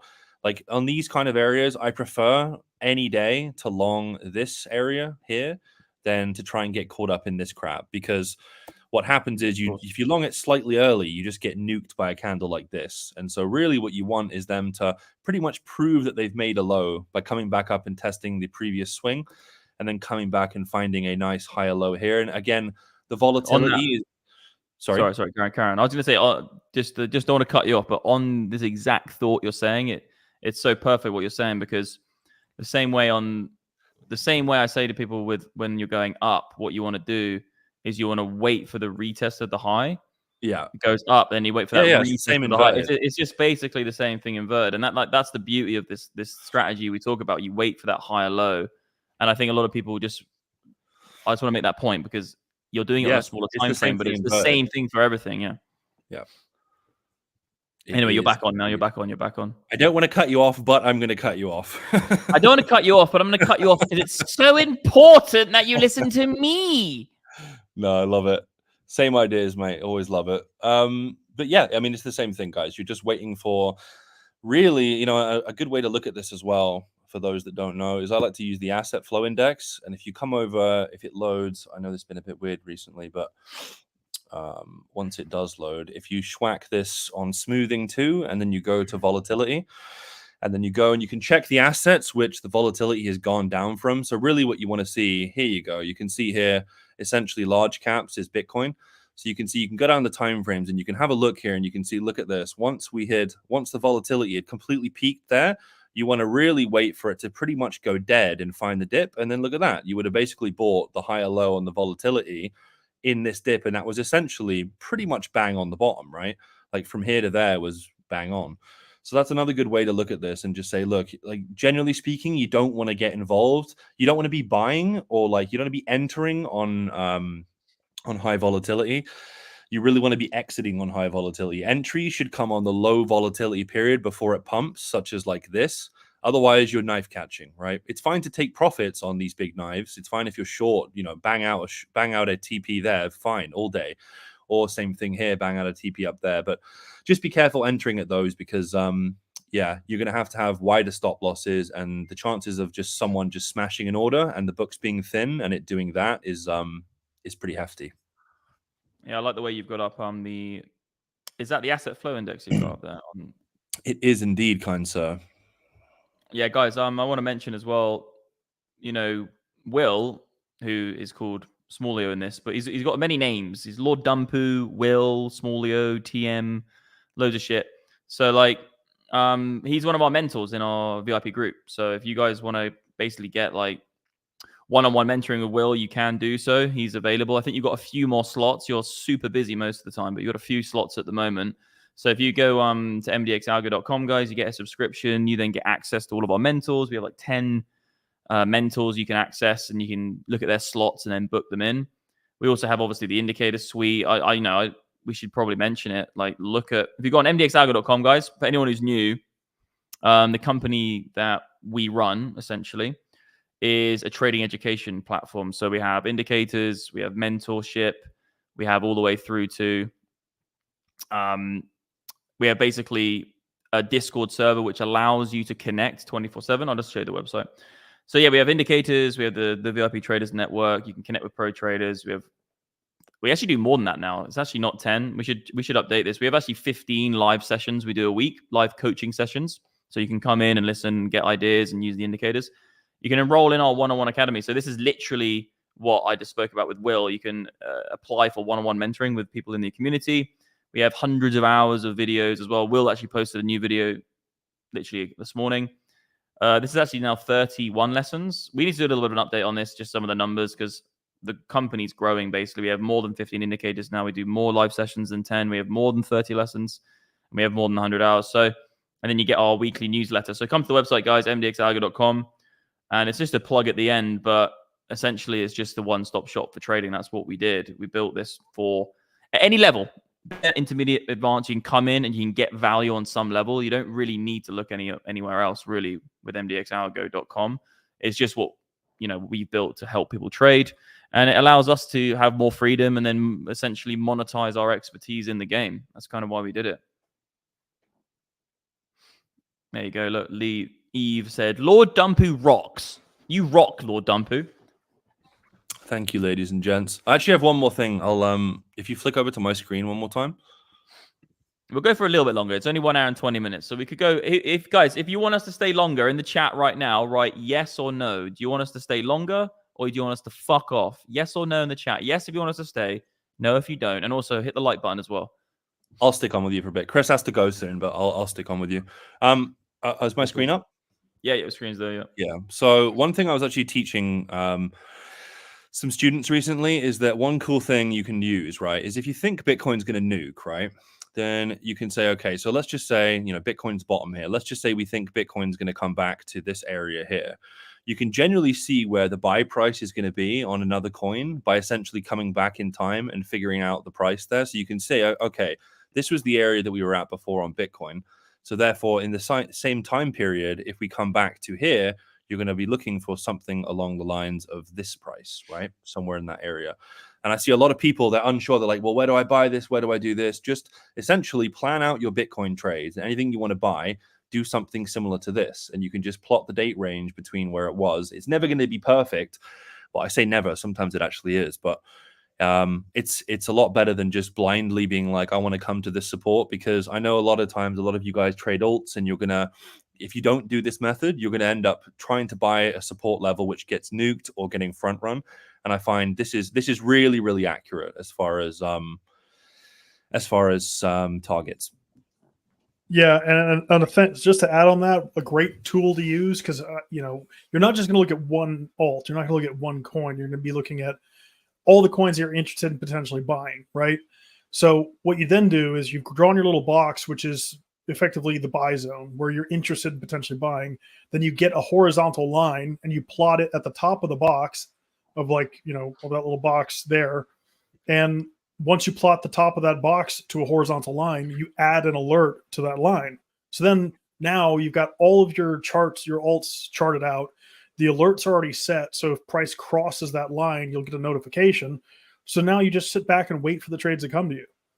Yeah. You're not spending 8 hours a day on the chart, getting FOMO, getting bored, doing whatever emotional thing that the market's doing to you effectively. Yeah, Chris, like I used to do this so much and I stopped, and then I was scalping loads recently, and then I found I just got burnt out. I was doing like 4 mentoring calls a day, plus scalping, plus all the other stuff we do, MDX, other companies. And so I just was like, you know what? I actually have to just like set alerts and do this like this again. And I've just found everything in life is better. I'm just like less tired. I get more entries. You're almost semi-automating it, right? Because like it comes to the area and then you're like, okay, cool. What am I doing here? And you obviously make a plan, but it means that you don't have to put these horrible bids in and go to bed. Like I don't like leaving bids in when nukes happen, just because you just never know, right? Like it might, in these kind of areas, you think you're buying here, and some exchanges might go all the way down to here. Some might, we can even see it just within this last dump. If we go back to our watch list and you cycle through, like the index held up here, then some of the perps, I can't even find one now. Anyway, some of the perps went below. I know they did for sure. Yeah, there we go. Some of the perps went below that. Some of them on this one were a little bit higher. Let's see, this one didn't break the wick. There's a huge difference. I mean, this one was what? This one was at 61,600, and the one I was just on here went down to 59,700. So it's a $2,000 difference. And for the majority of you that are trading on at least 10x, that is you getting wrecked. So you got to be real careful. Yeah, and also when the higher the leverage, then the more slippage you get with your order, and then the ABL goes crazy. So like a lot of these guys, like, but I had my stop loss in. Like, what happened to my stop loss? Like the reason your stop loss didn't get hit is because you're on high leverage and you're at the back of the queue on that price. So you just didn't get the price you wanted. Slipped. Yeah, that and using funny numbers for strange decimal numbers. Like you're not putting orders in at 62K, right? Like you're actually putting orders in at like 6197.57 or whatever it is, right? Different numbers, smaller numbers actually help you in the book because everyone's going to put numbers like 50K or every 500 or every 1,000 or something like that. But moving your order slightly to make sure, of course, it has the TA is everything, the price action's everything. So you're still looking for that, but just move it a little bit and use a weird number. So you might actually get in front. You might actually not get skipped because you might be the only person or some of only very little capital on it, in line at that price. Yeah. Just there's going to be less volume on a weird, obscure number just because less people are going to type that in for their entry. But yeah, we've got a little bit of hidden bullish divergence here, which I do actually put some weight on quite a lot of the time with this indicator. So we do have a nice little couple of wicks, guys. Very simple trading strategy here, nothing too complicated. You go from the low to the swing high, Fibonacci retracement. We've come perfectly into the golden pocket, which is between the 618 and 786. So if we come up to here now, got the low, comes back in, higher low, guess what? Could be in for a little bounce trade, little bounce for a scalp. But yeah, a little bouncy for all of you guys, your little micro account. Story time with Bouncy.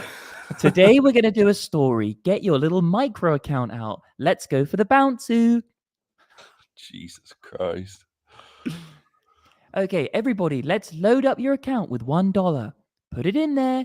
Now jack up the leverage. Now you have $100. Oh mate, that's like a really fucked up. Like it's like BitBoy times Bob Ross. Like you remember Bob Ross used to do like painting live?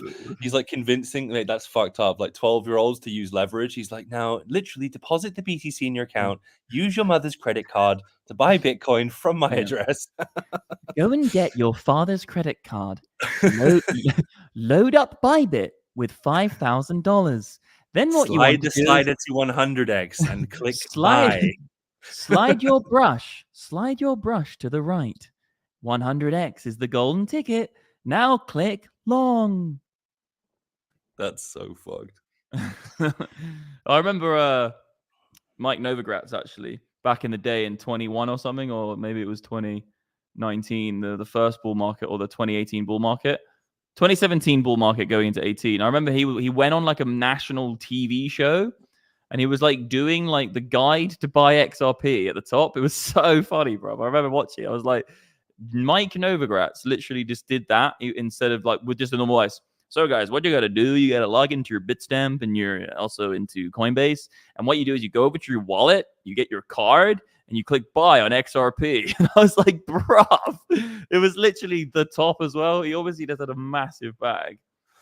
Mate, I remember at the top of 2017, I went into town in back in England and I saw literally all my old school friends were out, like, and there was a couple groups of just like the posh twats that were there. And so all of them were like, congrats on making millions, da, da, da, da. And I was just like, yeah, cheers. And they were like, what coin should we buy? And I was like, yeah, definitely buy Ripple, guys. And I told them all to buy Ripple at the top. It was hilarious, mate. They must have all got absolutely savaged. So that's the best revenge, man. Yeah, it's the best revenge to a prick. They're always a dickhead. And then they come to you for advice on investing. You just give them the worst advice you could possibly give them to get them wrecked. That is good revenge. Yeah, I appreciate that. Now, guys, wait for the bounce. And what you want to do is when your position goes into profit, make sure you increase your leverage so you can always be underneath the price for the liquidation. Yeah, move your stop loss backwards. Put your stop loss nearer and nearer to the price. No, it's like, we don't recommend stop losses. Mate, we actually need to make an ad like that. That'd be so funny. In this community, we don't believe in stop losses. We believe that everyone has a fair, equal equality of their liquidity. You don't have a stop loss. If you lose, it just goes to somebody else. We believe emotions drive every trade. Simply do exactly how you feel at all times. Only use 100x cross leverage. 100x cross leverage is the most effective way to maximize your money. We believe in feelings, not charts. yeah. Bro. So it should be, We believe in feelings, not facts. Only trade on the basis of how you feel, not what you think. Yeah, it's absolutely wreck city, bro. Make sure to consult your horoscope before entering a position and check the lunar cycles to And check Big Bobby's moon cycles in chat. Hold your pulse and look at the moon. Think about what you want. Before Visualize. placing a trade, consult with Big Bobby in the chat. Yeah, big. It's like this. It's like don't think about what you're doing. No, wait. What was I going to say? I can't remember. I was like, oh god, I can't remember now.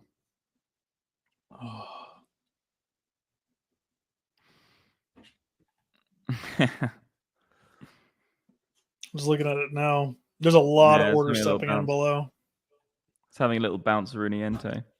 Guys, if you can get the stream over 250 likes, we might have a crazy AI image of Max and some camels that could be released. And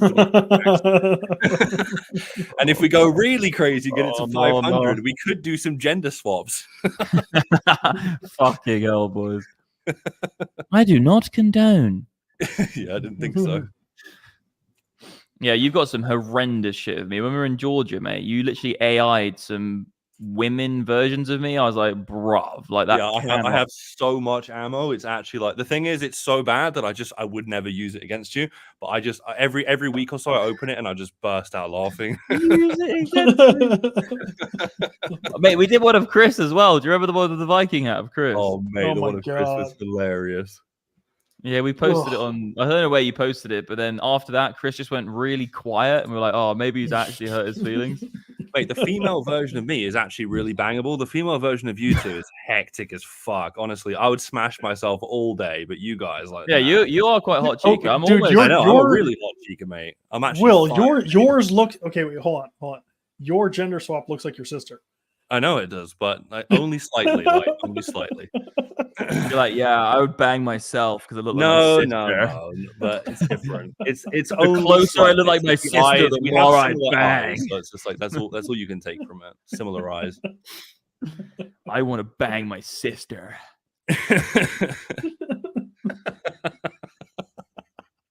I look so hot because I'm identical to my sister. God help us. Yeah, we're gonna get demonetized, boys. But yeah, that one of me, I don't know. I'm the most ropey chica alive. Just no. Chris is probably actually, a close second, or maybe you beat me. To be honest, Chris, yeah, you are not a bangable chica.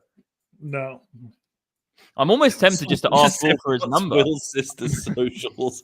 I'm almost tempted just to ask for Will's number, because if he had a gender change, it'd just be basically with his sister.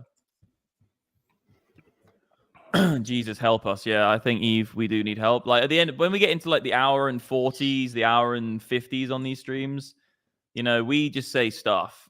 We're just saying shit. Like I'm actually not even really thinking right now. I'm just saying stuff. Mate, I actually will make that an AI MDX calendar. I'll do that. I'm going to gender swap everyone on the team and just make everyone have a little month. We'll have the hot babes of each month. Let's actually do that. Today it's my red day. Yeah, that'd be sick. It could be an advent calendar as well. And when you open them, there's little potential little QR codes to get crypto. We should do this where it's like I've ever seen. Like Chris is gonna ring up a call and be like, "Sorry guys, it's the wrong time of the month. I'm late." Christ. I would love Stefan. I would love Stefan as a girl, bro. What, mate? Patrick New Miller just came in with I would love Stefan as a girl, brother. That's hilarious. Yeah, what is going on today? Yeah, I am Zeus Crypto. It's going a bit mental. Guys, the thing is, you guys think we're acting mental, but this is just how it is. Just like we hop on calls and this is just what it sounds like. We literally trade doing this for multiple hours a day. So mate, I reckon we should sell the MDX Chica calendar, and it's just different shots of me, Chris, and you and the team. Mate, I literally will make it. Honestly, I'll do it. Right, guys, we're selling a new calendar for $35.99, and you get to check out all the boys. Guys, ask some questions if you want. We're just chilling. I'm dying. Yes, Eve. Let's have a look at the Also, guys, go on the tweet. There's a new tweet out. You can win. You can win. You can win something. Mate, we could put Eve and Cycle Flitter in it, but they're blokes. Like, we all turn to cheekers, and Eve and we Cycle turn cheekers, Flitter and the are just cheekers turn to blokes with blokes. mustaches. Yeah, 100%.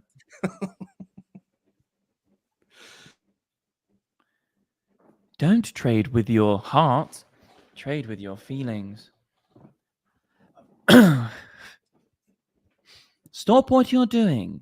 Get your card and put everything into XRP. Maybe we're getting a nice little bounce off this. I just do love a Fibonacci retracement play. I just, they just don't. It's all just. I don't even know. It's such a big, long topic about fibs, but it just usually has a good hit rate, Yes, mate. I do know.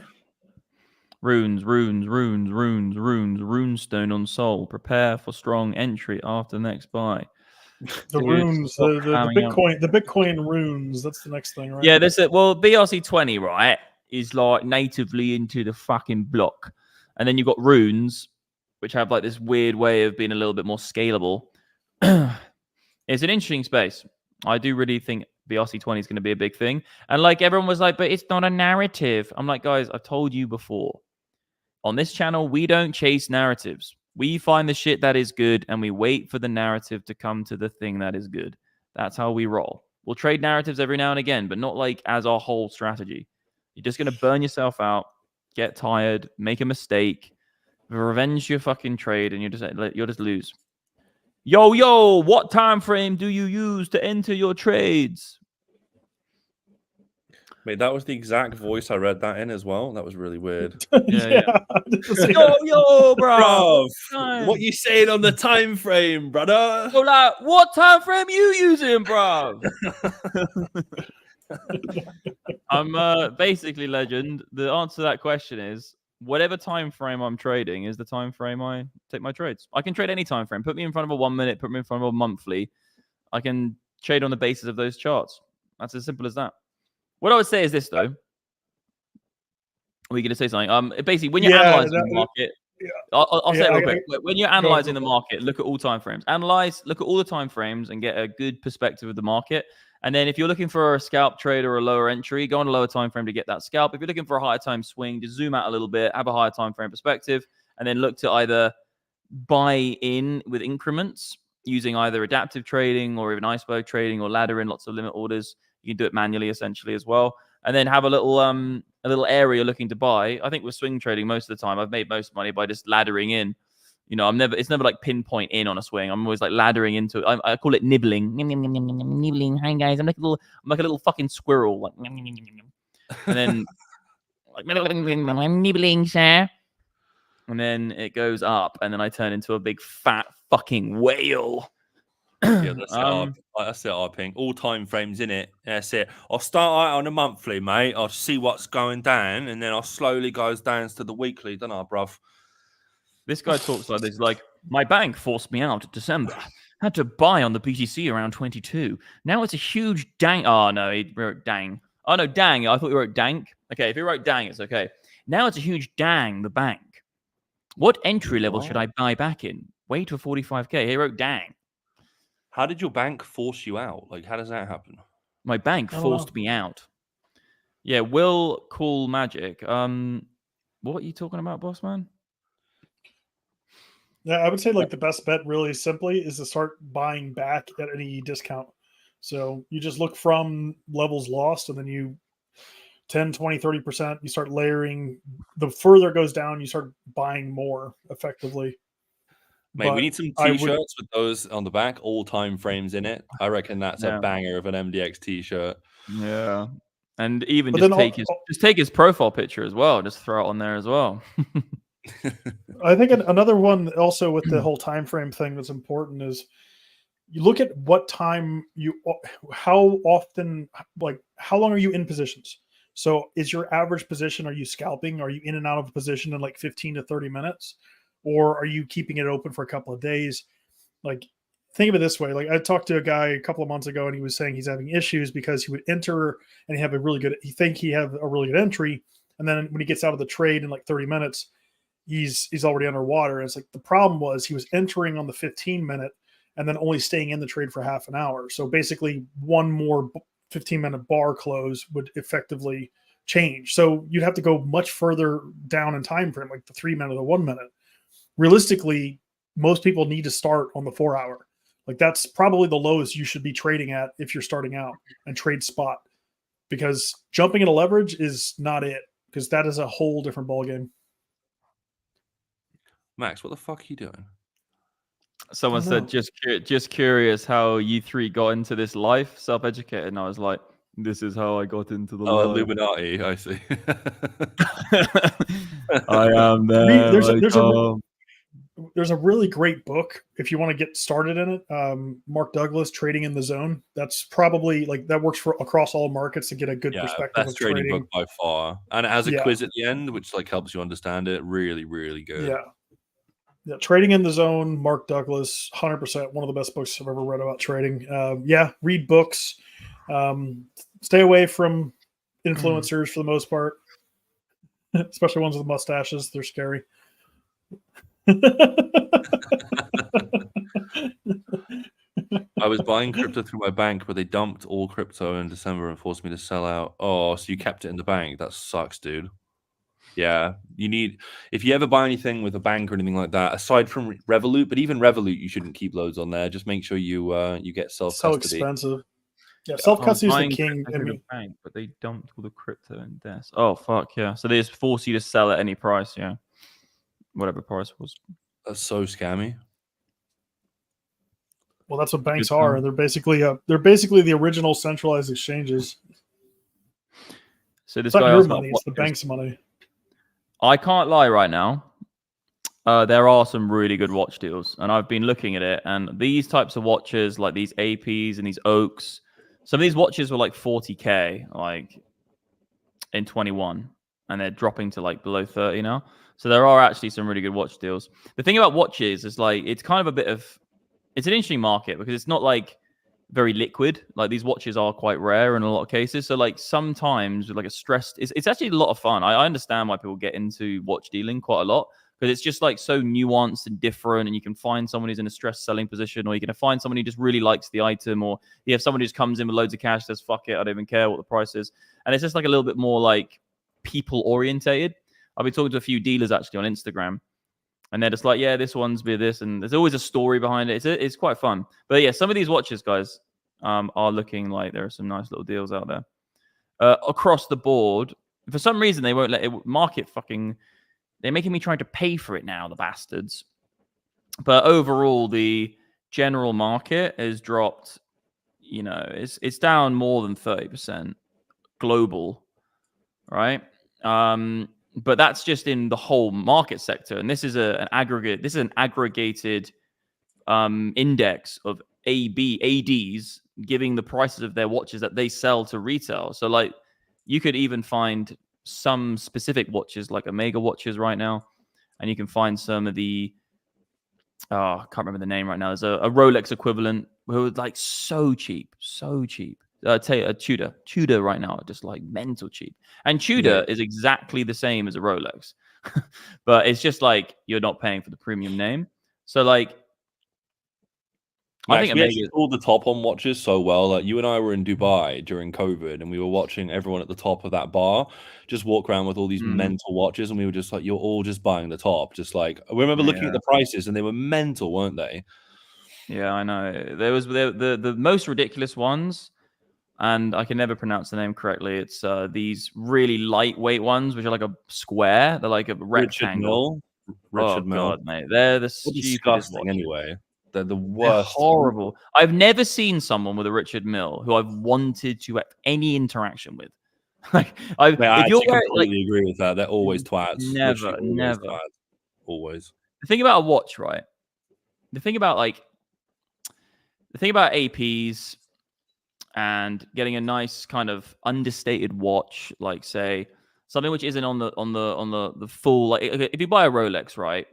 Everybody knows about Rolex, and like if you're walking into say an event, right, and you're wearing a Rolex, everyone's going to come up to you because they just know there's a Rolex. But if you wear a much more understated you know, AP or something like that, like a really understated one, which isn't a big flashy one. And then people who come up to you and know that watch is probably someone you want to deal with, because if you have a Rolex, everyone's going to come and look at a Rolex. You just know everyone's going to look at, like, oh my God, you got a Rolex. But if you have a really understated watch and it's not like a big prize or it's not a well-known name, if someone actually comes up to you and then identifies it as a good watch, it's more likely that they're going to be like a nicer fucking human being, because some of these crazy names, it's all flashy bullshit. It's not worth getting. Like, these ones are really nice. These are APs. I actually do like these shapes. They're actually quite nice.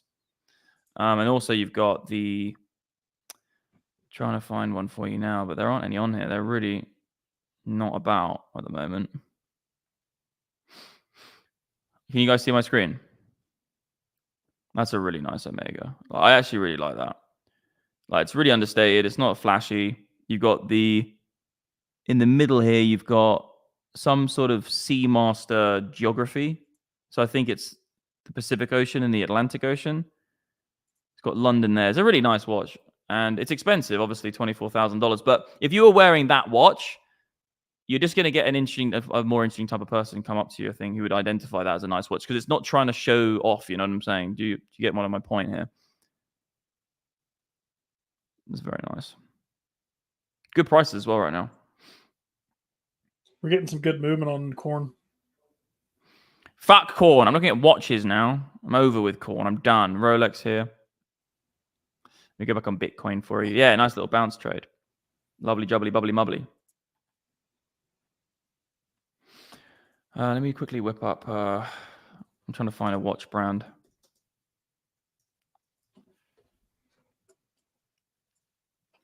So yeah, Omega I really like. Tag as well is really, really good.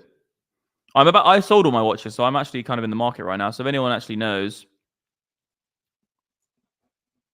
anyone who is a dealer or they're a dealer, like, there are some nice Pateks. I do like Pateks as well. I don't know about you, Will or Chris, but yeah, I like Patek. They're probably like the best watch brand, honestly. Patek and then AP, I would say. But they're all, again, I think Pateks are much nicer because APs, just everyone has them these days. If you're in Dubai, like, every single person has one. Yeah, but the thing is about this shape, right, is that there are a lot of watches with this shape, AP watches, but there are so many different types of them now. Well, there always are, but I just like the shape. I understand why they're popular. It's a good manly shape, right? So it's like a masculine shape, right? It looks like a good watch. It's sturdy. It's super solid. But yeah, they are kind of done to death. But a Patek does have a little bit of but look at this. I don't know if you saw this, Will, but I actually think that's a really nice understated watch. Like, that's a cool little watch. Like, I love the little geography in the middle, and that's like a Patek style. And then this is probably quite nice. I've actually got the TradingView watch, haven't I? Let me show you boys. So let me have a look at this one. I'll go back to the price of Bitcoin in a second, I promise. Yeah, this is quite cool. Yeah, I'd much rather a watch like this. A little bit cheaper, but it's 26K still. So yeah, this is only worth like 3,000, this watch. But this is one of 500. I don't know if you guys can see this on your screen. This is one of 500. So it's the TradingView Trade Time with it's Thomas Irwin or something, or Edward. And yeah, it's actually a sick watch. And on eBay right now, they're like $3,000. That's a good comment. Royal Oak is the new Submariner. That is 100% spot on. That is literally completely spot on. And also, yeah, Jacob & Co. is nice, Reese, but it's also just too over the top for me.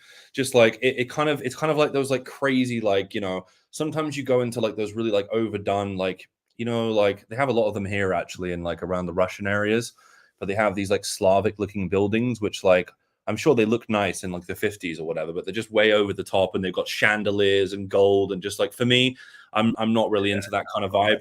I like more of a like Swedish Huga vibe, or like, you know, more chill and just a bit, you know what I mean though, more like curvy and just not like straight lines, corridors, marble, chandelier. It's a bit just obvious and like done. Yeah, it's like the old, like the Russian architecture. I was at the Winter Palace a couple of years ago in St. Petersburg, and they had like a room that was like all gold, like everything top to bottom was gold and shiny. It's just too much, isn't it? Oh, it's just like you look in IWC there, I was like, nice. I don't know what to do. I quite like IWC for an understated watch. They do have some nice ones. God, we've started so many new brands today. We've got MDX Storytime, we've got MDX Watches, MDX Interiors. It's all kicking off. Yeah, it's going mental. I like MDX IWC. anal. What's the next topic? MDX anal bleaching techniques. What about MDX? What about MDX Camels Limited? Yeah, that's pretty big. That could be a big brand, bro. MDX Camels Limited or MDX Llamas Limited, bro. I love that. Then we branch out to alpacas. Oh, mate, it's going to get lit. I just can't wear a Breitling watch. It's just so gay. Can't do that. Hi, I got a car brand on my wrist. I get like tags. some... Tags are nice, but I can't see myself wearing them. It's just too much money. Yeah, Patek definitely does hold more class. Originals. That's correct. Let's have a look how many Pateks. The thing is, Patek haven't lost a lot of their price in this downturn for watches. They've really stayed quite resilient, which is fucking annoying because I would like to get a really nice Patek. But AP have come down. It's because all the teenagers have AP, but they don't really go. They want to be, oh, you what, mate? Look at my fucking big, strong AP. You know what I mean? Yeah, it literally is. It's like fitness influencer vibes. Yeah, but the thing is, this AP, I actually really just don't like it. I actually really don't like that shape. I think that looks like... I don't like that shape. I like this. I like this shape. This is just about okay. Very similar, but the silver makes it a little bit more understated. I could get away with that, but it's still a bit like me. I don't like it as much as the other one. And then you've got... Let me find a good shaped one. Yeah, no. Okay, this one is a good watch. I would buy this. This is about 100K, I think. 139K. This is a nice understated. If it's solid gold, that would be a nice watch to have. I would like to get a solid gold watch because obviously you're not buying it for like the fucking gold value in the watch, but you still might be able to get like 50 grams of gold in it or something, which would be quite nice. I don't know. I have a Garmin. It works. How's Bitcoin? Bounce, yeah. That's a really nice watch. I do really like the shape of that AP. Yeah, that is nice. There are some fucking mental ones, bro, I've seen recently, like where they've come out, like they've been in story, like not even shown to the public. I watch there's a guy called, I can't remember his name actually, there's some watch guy, pops up on my feed sometimes. And some of these APs are just absolutely wicked, like open backs and open fronts, so you can see like the dial going. I completely get it with watches. I'm not one of those guys who buys a watch for like showing off to other people. It's more like a collector's thing for me. I really like that kind of owning something which is very, very scarce. It's like Bitcoin, like gold, like silver. But it's a bit more interesting because you can kind of like display it a little bit, to your family, friends. It's like have a story behind it. We can't really there's not really a story to our Bitcoin, is there? Like, look at my little Bitcoin. He's in there. He's in my wallet. Like when I was... Well, you can with the rune stuff now. Like each individual sat can be. I would just feel like a twat. I'm like, hi guys, look at my little digital wallet. Like with a watch, you're at a dinner party with a watch. You're like, hi, I'm in front of you and I have a watch. If I'm like, look at my wallet on my phone. Look at my little rune. You want to see it? They're like, dude, Trio went to $4. When now? Let me see the chart. Yeah. Yeah, someone says, how are you going to drop 100K on a watch when so many are suffering in the world? That's like, essentially the world is just a big video game IRL. And it's just like saying, how am I going to not do well in the video game because other people are not doing well? It just doesn't make sense. Just like at the end of the day, everyone has equal opportunities. Not always. How are you not going to be on a computer when there's so much suffering? Yeah, it's just like at the end of the day, like, I don't know, we've been over it a million times, but just like you make your own luck, you make your own situation, and everyone isn't born equally, but you definitely have a chance in this day and age. All you need is a phone, and we know right now. Also, like, think about this, right? If I go and buy $100,000 watch, that means that $100,000 went to a company which built a watch. They employ thousands of people. They have a distribution line. They have a company officer. They have a management structure. They probably employ thousands of people. So like, just because it's actually, the whole argument's ridiculous. I understand. I give to charity. 1% of every single transaction which is made on MDX Algo goes to a charity. I give to charity, but it's not the premise of like, oh, I now can't buy nice things because I'm rich. Because if you are rich and you spend your money on things, essentially, if it's a high ticket item, you are giving to charity. you're getting something in return for it, but you're helping a company, you're helping people. The wishy-washy movement of money in an economy isn't like you're bad because you're buying something expensive. No, I'm supporting a niched industry which need buyers. I'm helping them have a job and a business and a family. Like this, if I buy a fucking Rolex straight from the AD, directly from Rolex, onto my watch, onto my wrist, brand new watch. How many fucking people do Rolex employ? How many families rely on the individuals who work at Rolex? And it also implies that we didn't have to suffer to get where we are. Like, mate, the crypto grind was ridiculous. Like you and I used to sit in a room, a little dark room together, eating little sandwiches, and like, mate, we came from literally nothing. We traded ourselves from nothing. Like I fucking had nothing. I lived in a basement on my own for years, just working and not going out. My friends were like, "Do you want to come and party?" I'm like, "No, I'm concentrating on fucking trading and crypto." Yep, that's really nice, actually. The leather. Yeah, it's a flawed argument. I understand though, because a lot of people, what it is. This is actually I think the psychology behind it is someone who doesn't have a lot and sees a lot of suffering. When they see people who do have abundance and they fleet it on things that don't really mean anything, like a watch doesn't really mean anything, maybe to them, but not to the world. What they do is either it's a combination of essentially just like envy, jealousy, and then because you haven't achieved that type of wealth, you don't really understand the reasoning behind it. So it's just essentially just a naive argument to essentially mask a little bit of envy, a little bit of jealousy, and a little bit of virtue signaling. I think it's a bit self-centered saying that. Oh, but why would you buy that for yourself if like you could help other people? It's like, well, how do you know I don't help other people? And if I buy a fucking watch, that's helping people because I'm helping a company that made the watch. It's like the Norwegians just did the same thing with taxes. They had a tax reduction for a specific thing, and there's all these people like fighting. It's like, no, you can't reduce the taxes. And then somebody came out and said, well, guess what? There's no one restricting you in the amount of taxes you can pay. You can pay more taxes each year if you want to.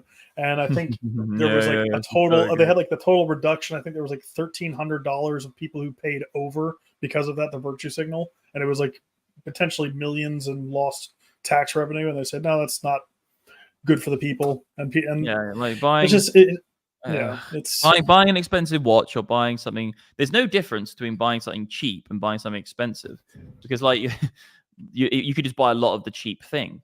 I'll just buy lots of sandwiches. Like then you spent a lot of money on something. So like the amount of money is irrelevant. Just because it's a high ticket thing that has luxury to it doesn't mean it's necessarily bad or good.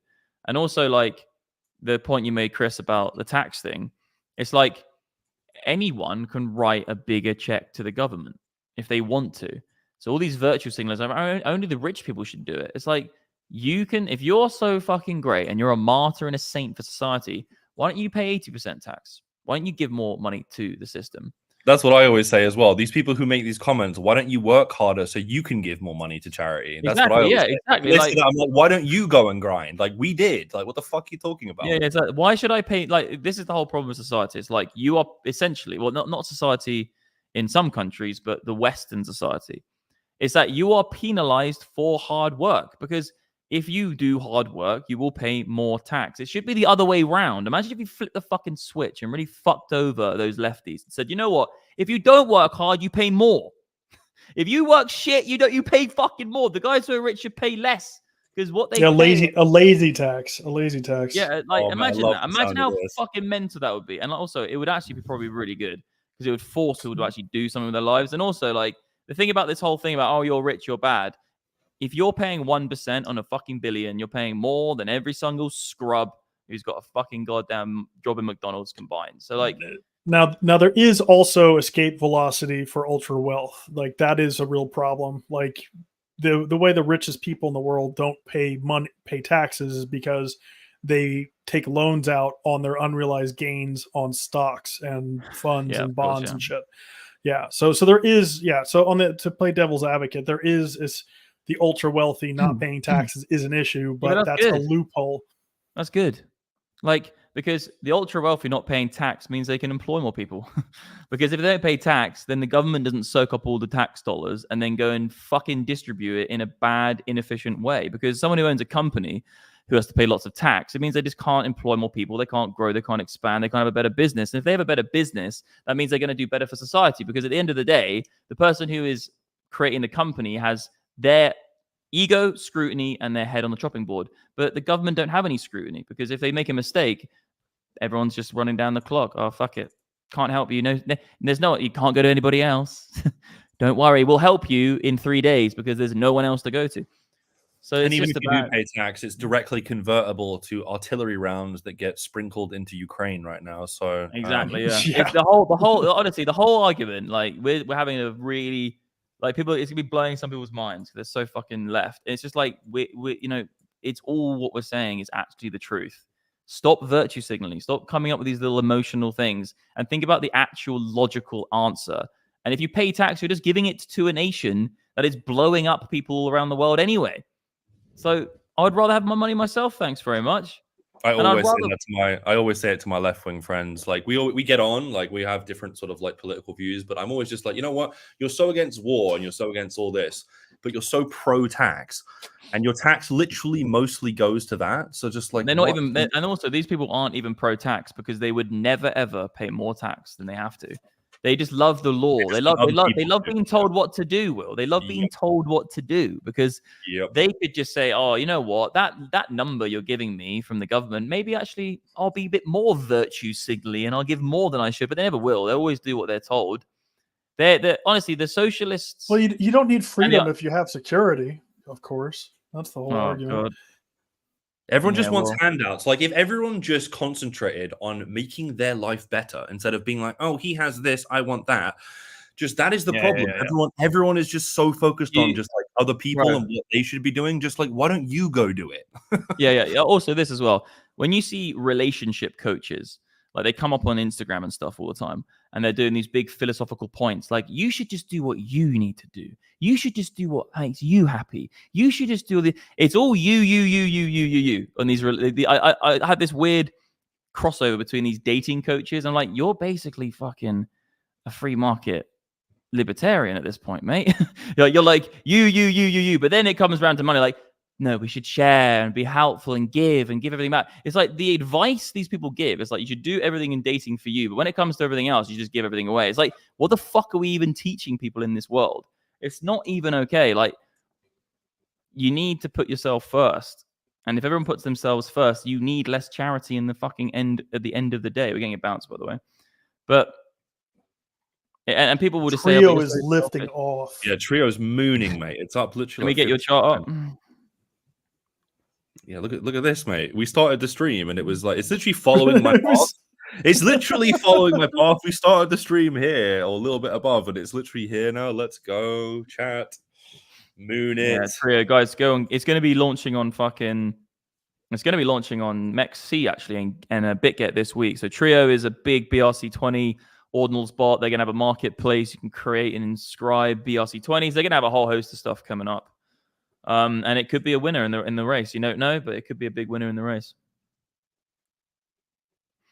You know what? Do this, legends. Stop paying tax. It's gonna be hilarious. Don't pay your taxes, America. Put it into Trio. Tomorrow, channel nuked. Yeah, tomorrow I'm in jail by the SEC and channel nuked. But yeah, we've been through this whole conversation. The thing is about crypto as well. I genuinely believe that Bitcoin is one of the biggest kind of like beacons of light for like free market principled societies. And I don't like to say in capitalism because it has a stigma around it. I don't even say that word anymore. I kind of am still free market capitalism, but free market principled societies.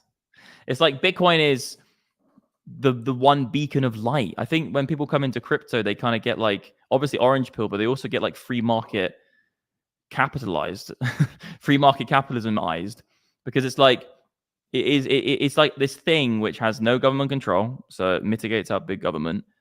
It allows you to circumvent certain types of enforcement, which is again free market principled, and then it's your own property. So it literally, like, Bitcoin is like the ultimate thing for free market capitalists to own. It's almost just like almost like people don't get it because there's loads of socialists like Pete, my friend, who be like, "No, I'm a socialist, but I own Bitcoin." It's like, okay, well, that doesn't really work, does it? Because like the reason you're buying it is to circumvent tax. The reason you're buying it is so the government can't control you. And the reason you're buying it is because you own it. So like, I think Bitcoin essentially is, people don't get it, but it's essentially, it really is the biggest fight for free market capitalism that you can actually exert on society. And it's going to piss a load of fucking socialists off. They're all in the chat now like, no, but I'm not. I promise you, I give everything. I love tax.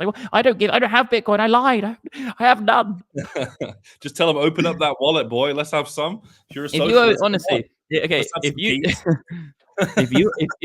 if you own Bitcoin and you've ever had the urge just not to disclaim it, or you've ever had the, to be honest, you can't not, because the reason you're buying it is to circumvent some sort of authority against you.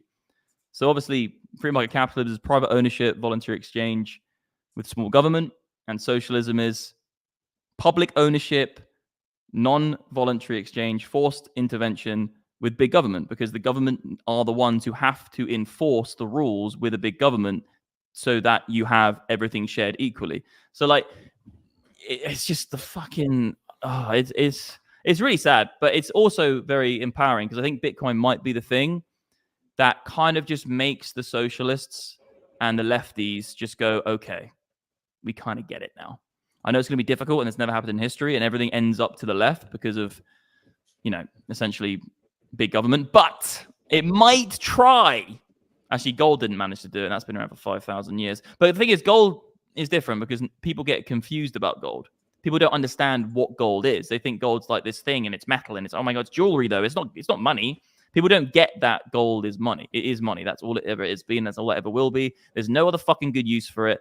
It's money. And the reason you put it in your phone is because it conducts well. But that's 1% of the market. And also, the reason you use it as jewelry is so you can show off your wealth. It's fucking money. But Bitcoin, you can't get it wrong. You can't be like, but I can hang my Bitcoin on the wall and my rune is why I bought it. The utility. I'm going to put my Bitcoin in a fucking semiconductor. No. It's money. And you're buying it because you're a dirty, greedy, free market capitalist, which is good. And I would rather be a dirty, free market capitalist. I would rather be a dirty, greedy, free market capitalist than be a dirty, greedy, closed market fucking socialist. That sounds like Hitler, baby, because you're fucking Hitler, if you are. Yeah, Wayne. Yeah, it's no sweat, Wayne. Like, again, what you're saying there, like, I'd rather take 100K to start a company. Like, we've all done that, though. It's not like we haven't done that. I just think everyone's different, right? Like, I don't even like nice things. I don't have any nice watches. I don't buy nice clothes. Max doesn't either. But half the time we wear the same fucking thing all the time. Like, none of us care about things. I don't care. I'm just saying that, look, the difference between putting 100K into a company and then 100K into a watch is that actually the watch has probably less risk. Like, you can put 100K into a company and lose the £100,000 or the $100,000. Like, it's all gone. And the probability of that happening is very high, actually. Like, and also, we're not even talking about watches for wearing. We're mostly just saying investments. That's what we're talking about. There's definitely anyone who tells you, I'm buying watches because I just love them and it's not for this. It's like, there's always in the back of your mind the ideal situation. And the ideal situation is that you buy a nice watch that you really, really like, and also it can potentially appreciate. You're never like, I will just take the one which won't appreciate and it's really expensive over the one which I like anyway. So you like two watches exactly the same amount. I'm just going to buy the one which is about a worse investment. No, you're always going to go for the better investment because it just doesn't make sense.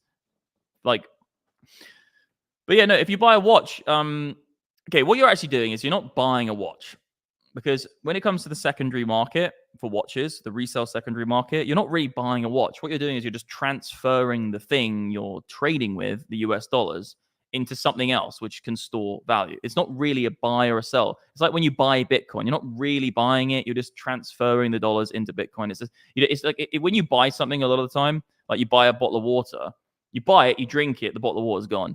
When you buy Bitcoin, it's still there. It still has the same relative value. So it's not like it's just a trade. It's like you just interchanging. So a watch is not like setting up a company. Anyway, look, who even fucking gives a shit? People buy watches. The market's there. People enjoy doing it. Not everybody enjoys doing it, but again, it's just like, let people do what they want. No, but I can't believe there's all these poor people. How dare you buy a watch? How's about fuck off and like just fucking deal with your own business? Like, why do you even care? Like, that whole thing just pisses me off. It's like, why are you even saying that? You fuck. It's like, if you really think about the psychology, you are just probably a degenerate human being. Just leave the fuckers alone. Just do you. and live your life and look after your family and stop pointing a finger at some guy buying a watch when all of the premise of what you were saying is wrong anyway. The Video Kingdom had a really good comment. He said, these days, the people who don't want to work and make money make people feel bad for having money after busting their ass off or trading. Completely nail on the head. Yep. Yeah. People who don't want to work, they want to make others feel bad for working. And then, it's just this. Yeah, well, honestly. The next crash is going to be interesting because that's something that like I talk about a lot is like central bank digital currency and stuff and digital currency. And if I had to put a way to get people to buy into the CBDC shit, right? Because that's what they want. They want the Chinese, like the Western world. They want what China's doing, where it's like the digital yen or the yuan or whatever it is. And the crazy shit there. If you want to go down the rabbit hole and watch the videos of the different pilot programs, because they've been running a pilot program in different cities have been running different pilot programs on the digital yuan, and some of it's crazy because if you hold too much in your account, you get hit with oh well, if you have too much money in your account, you're not spending it, so it'll diminish by 2% every week or some shit. Oh, what are they changing interest rates on your? Oh, dude, it's a central bank digital currency. They can do whatever they want. Oh, your facial ID, your digital facial recognition is tied directly to your government bank account, which is only in CBDC. So if you jaywalk, you can get penalized, instantly ticketed. If you drive too fast in a car, instantly ticketed, instantly removed from your account. Like, and and that's not it's not all across China, but in the pilot program cities. So it's a big misconception that's all of China. There's different things in different places, but to the point where your digital ID is then, well, oh, you're hanging out with people who have bad social credit scores, and it can increase your interest rate for loans. It can restrict you from travel. You can do all these crazy fucking things. And there's people who are like, oh yeah, the central bank digital currencies are awesome. And I'm like, the only way you get people to buy into that is if you crash the entire economy in a couple of years, like global economy, in like a second depression, and then you get everyone on universal basic income. And you say, oh, well, you'll get your CBDC, you'll get your UBI, your universal basic income on a CBDC. And then basically now, good for you, now you're a fucking, like, literally slave. That's going to be the last play, man. The last play is how are they going to get everybody on central bank digital currencies? And it's probably going to be, they're going to shoot themselves, not in the foot, shoot themselves in the head with this. So I think it's going to open the floodgates to people being familiarized with digital assets more, but they're probably going to do something on the like if they wanted to. And I'm not saying that there is this entity who are like scheming to take down the world, but I'm saying the World Economic Forum is absolutely yeah. Like, well, they're not even scheming though. They're not scheming. They're doing what they generally think the world wants. Yeah. That's the scary part. That's always the scariest part about these dictators and leaders. World wants. I think they're just doing what they want to do. No, but none of their policies are good. What they think, honestly, what they think that they want to do is they think that's what everybody wants. That's generally what they think. I don't think Klaus Schwab thinks we want to eat bugs. I'll be honest. I think that he wants. No, I think they have a world view of us. He must do. He must do. I've never seen I've never seen anything in history. I've never seen any. I generally speaking, there's no case I've seen where the person in power who has the power to influence doesn't actually genuinely believe the thing he's doing is good for everybody. It's actually kind of fucked up. What? Like even the North Koreans thought. No. It's dude, I don't know. Loads of times. It's name a time. Stalin, Russia, Mao, China. Like knew exactly. They thought they were doing it for the greater good of their people. They thought even the farmers in the 80s, they generally believed that what they were doing was for the greater good of the people and the nation. Generally speaking, maybe at the beginning, but not when they were like hiding out. I'm not saying there isn't nuanced cases of dictators or whatever going crazy and going against their people and being tyranny. I'm not saying that. I'm saying that there's most cases what happens is with these people is that they're doing these things on the premise of actually what they think is good for the people. What they think what they're doing is actually going to benefit people. It's even North Korea is the same. Yeah, but that's different from what the people want. Like they're doing what they think exactly my point. Exactly what I'm saying. They are doing what they think. That, but it never ends like that. They know at the end. Like Second World War, Hitler knew damn fucking well no one wanted that shit. No. This is not my point.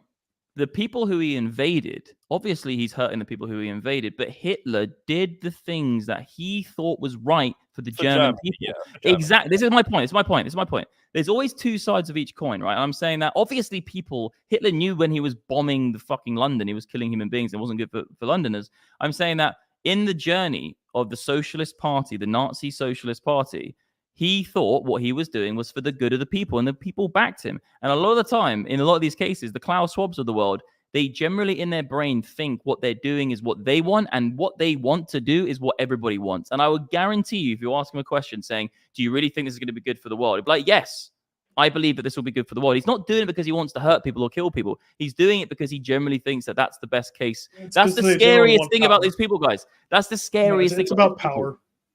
Yes, but my point is not power corrupts. Absolute power corrupts absolutely. Like exactly, but I'm saying go down. And they're already doing it. Think about the psychology. I always agree partly with both of you. It's always one of you taking a side, and I'm just like, yeah, I can see both points. You're the moderator. You're nutty. But the big thing, the big one there is the carbon tax. They're going to be pushing the carbon tax thing a lot. So now you might get stuff restricted on your cards. So that's the next big step. If there's not a big crash, like where they can revolutionarily change things. But if you start instituting like a carbon tax, oh, well, you just gas up your car, you should drive less. So now you're going to pay more for your gas. You're going to pay an increased fee. Or, oh, no, you've already done this. You've already bought this plane ticket. So you have to pay an increased carbon tax fee. That's coming. And I guess what? I saw a guy there was a guy in the press who came out in a video and he was like, the thing is, they speak about it in such a candid way that they literally speak about it as though they think it's a good thing. You know, these guys generally think it's good. They're not like, oh my God, we're going to get them with this. Like, they're like, this is great development with this technology, Cbdc, so we can look at the carbon tax and we can like say, you can't do this. They generally believe it's good because that's the scary fucking thing about these people. Their delusion is that they actually think it's good. And that's the fucking scariest part because they wouldn't do it otherwise. Most people are motivated by things they think are good, not bad. That's just human psychology. We remember if you take a human being and you give them a negative experience and a positive experience, they will remember the positive experience for 3 times longer. We are actually biologically programmed to be positive human beings in general. I'm not saying there aren't bad fucking people out there. I'm just saying that human beings, and that's why we're still here today, because we have hope and we have drive, and we human beings wouldn't even be here if the negative things in life were the predominant thing which drove us. We wouldn't be here by now. We'd all be dead. We wouldn't have made it. We physically have to be positive to survive. And most things that drive people are through positive things, not negative things. And I'm not saying that the positive things can't be negative to other people. I'm just saying that that's the scariest thing about human psychology, is that the things they think are good, which are bad, they fucking actually believe it. That's the scariest thing, in my opinion. Mate, I got a great one for you, Max. Someone says, mate, you don't know fuck all about the Nazis bombing London. Churchill was a bigger prick bombing Germany. Mate, you and I had the longest conversation about that the other night. We know a lot about that. We know all about Dresden, mate. Yeah, we know a lot. And I'm on the side. I'm actually on. I'm, to be honest, if I was in that situation, I was a pilot and all that kind of shit, I would have been appalled at the Dresden shit, because England did commit complete war crimes with that. That was disgusting, barbaric warfare. But the issue is that you have another motherfucker doing the same thing to you. So like, let's not even get into the whole thing in Israel came up. I'm not even going into that. I'm just saying that, look, it's barbaric shit. They literally changed the codes. The British. This is against my country. I don't get, like, I'm not like, oh my God, my country, I have to be good about it. No, it's just fucking disgusting. They changed the coordinates. They moved the fucking angle of where the plane's going to drop the bombs. They hit the residential area predominantly with literally napalm. They didn't even hit the military zones. And the reason they did it, remember, it was the call where they said the reason we're doing it is because the people are the ones who build the planes. So we got to kill the fucking people. And I don't agree with it because they had no defense. But Germany were bombing the fuck out of London, and they were killing as many civilians as they could. Unfortunately, the objective of the war is to win the war, and people build planes. So if you kill the people who build the planes, you might win. And that's the scary... it's horrible. It's a horrible, horrible thing, war. It's just you're literally just killing to try and win. It's fucking ballistic. But the thing is about this question that where was that guy about the Germany thing?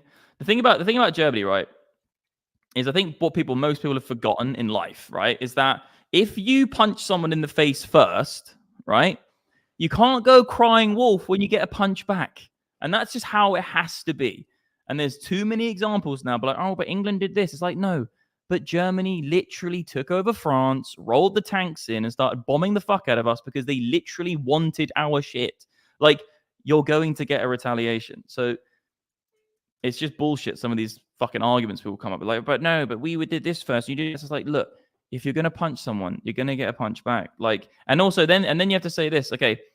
If you're looking into a situation where someone punches someone and then someone punches somebody back, and you're like, you shouldn't have punched him back. You did this first. How about you get punched in the face and then see how your fucking reaction is? Because most people will always stand on the sidelines and be all this fucking egotistical fucking virtue signaling twat. Like, you should have done that because you did this 500 years ago. It's like, how's about if your kid got fucking blasted or you all got punched in the face? So it just kind of is all bullshit. Most people just don't. You shouldn't listen to 99.9% of what anyone's saying because they're all chatting shit anyway. Rant over. Fuck.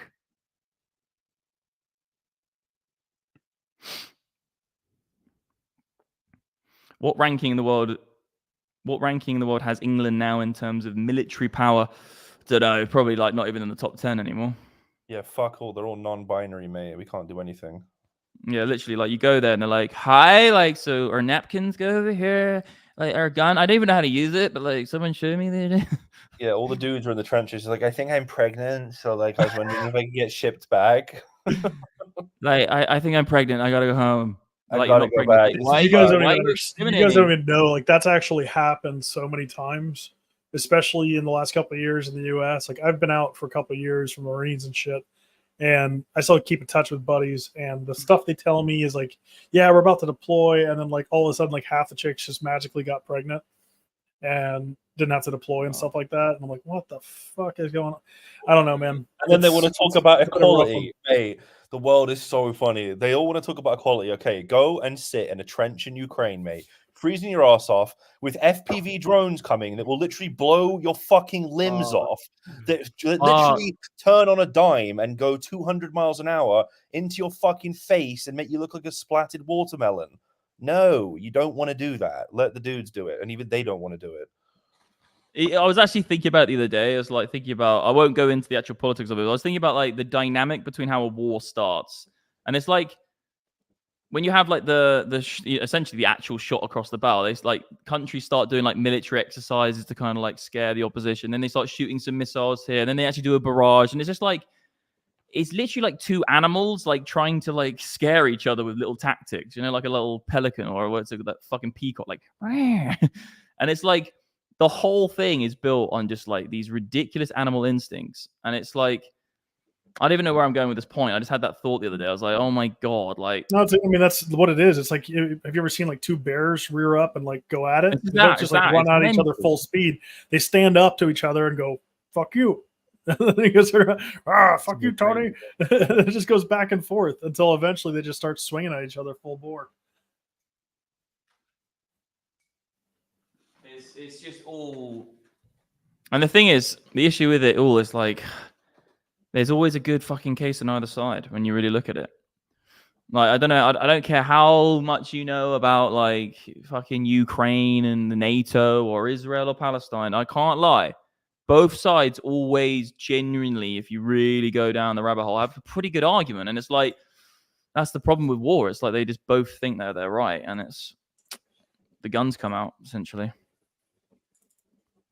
In the Marines, though, Chris, did you do any like, because Marines is naval based, right? Because is that naval? No, I mean it's technically a part of the Department of the Navy, but I was on a ship once back in like 2011. So I did a float. I did a MEU, an expeditionary unit, but everything was on the land. Like for me, I mean, I was based in the desert, deployed to the desert in Afghan like twice. So no, like nothing. What's it? Did you see? Obviously, like, don't want to get too into it, but like, did you probably see like the core emotions of human beings, don't you, on a day-to-day basis, where it's like you see the reality of just when you're in. So, like, a lot of people They say you'll never know until you experience it. Like the SEALs, or you do the naval.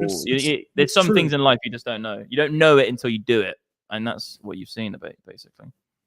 Yeah, I mean, it's like explain sex to a virgin, or skydiving to someone who's afraid of heights and never been in an airplane. Like it's you can't explain things to people like that. It's too much of like a wildly life-changing thing. Well, there's a guy. I can't remember his it's name. Actually simple.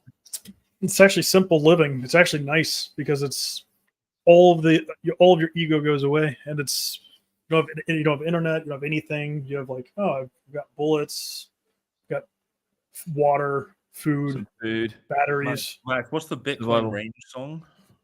Oh yeah, fuck, I can't remember. It was so long ago. Bitcoin range song? Yeah, it was so long ago, but there was a song I used to sing when Bitcoin was in the range, and it was actually so catchy, but I completely forgot it. It was like a UK kind of like chant of like a football chant, but it was like, what was it? I never remember it. Bitcoin's in the range. Bitcoin's in the range. I can't remember what it was. It was. If someone actually did a voice recording of me in the group in the free one, I could probably scroll back and find it. But yeah, we're in the range really now, just between 61.1 and the high. Yeah, I want to do at some point, and I'm not going to do it seriously and become like into the fucking SAS or something, but I want to do just some absolutely hardcore military training just to see how far I can go, because I don't think you can even control it. I don't think the will of your mind. I think everyone has a certain limit they have just biologically set in their brain. That's why some human beings have an ability to do things that others don't. And I think like what you have to do is you just have to like go and do it and just see how far you can go. Because I feel like a lot of the SAS and a lot of these like Marines and SEALs, they actually genuinely have something that most other human beings don't have. And if you don't have it, you just wouldn't be able to get through the trainings, because you simply just wouldn't be able to do it. You would just buckle in. So I want to try and see what my level is. I don't know what my level is. I don't know how far I could go. It's a lot harder if you haven't gone through like a pretty hardcore, initiation training, like a boot camp or something. Because that was 3 months, and like that. Well, that's way more. It's intense because it's constant. You have no access to anything external, no phones, or maybe it's changed now. But they'll beat the fuck out of you and hit you and haze you all day. The entire point is to break you down. Break your ego down entirely, break your personality down, and basically build you back up from nothing. So it's 100% like a brainwashing, like 100%. That's, I mean, it literally takes people who from all walks and breaks them down into nothing and then build them back into something that's useful. Yeah, so they're more like not programmable, but I'd say more, ready for taking the orders of what needs to happen. It's like you can't mess this up. You can't have your ego. And if I tell you a fucking order and you're like, no, I'm not going to do it because I got it like this. Hey, you're like, no, you need to shoot the gun when I tell you to shoot the gun. Yeah, I mean, it's the old saying. It's like if they tell you to jump, you say how high. Like it's not a question of yes or no. It's how you want me to do it. Everyone's enjoying the rants more than the charts. I think our charting career is over, guys. It's on to podcasting now. Yeah, we should do some pods. I actually think if we get a sick setup, we could just sit for like a few hours. I think what we need to do is just more like real casual chatting. I feel like we can do the charts at the start, but I feel like just casual having a conversation on stream is just what people want these days. Mate, it'd be nice to have like a couple of brewski stream. That'd be fun. Yeah, but that will get that will turn into something else. For you, yeah, for sure. For sure. I can't. I'm just one of those guys. Like, if I have like a couple drinks, I'm just like, let's fucking have it, boys. I'm just like, let's go. Let's keep going. I'm always the one up last. Yeah, you're one of the most hectic people in the world when you've had a drink. It's actually a little bit worrying. Yeah, that's why I don't drink. Well, I'm gonna get my own venue soon, so then I can't get thrown out. I can have like an emergency ambulance system. I can have like security. I'm such a fucking mentalist that I have to like become like a multi-millionaire to buy a venue, so I have my own like reinforcement backup system. You actually need it as well, mate. If I'm not there, it just gets real hectic. The amount of times you rung me, mate, I've got into so many measures in Ukraine. The amount I just nearly like just. I don't even know what I was doing in Ukraine. That was like the most ridiculous decisions. So like go to a random house party in the back end of nowhere start chatting about trading in Bitcoin in 2019 at the highs. Oh God, I'm such a that's I look. Oh, I just look back at that. That was a close shave. Oh, that was a close one. You Well, do find that. Should we wrap it up? I gotta get going here in a little bit. Hey, I don't know. I'm just feel chill. Me and Will just chill out. I'm gonna push for. We'll chill out for a bit. Chris, you can hop off. I know you got to go, bro. You got a little one. Yeah, do your thing, bro. Yeah. You always just leave or jump in and jump out whenever you want. Guys, go check out.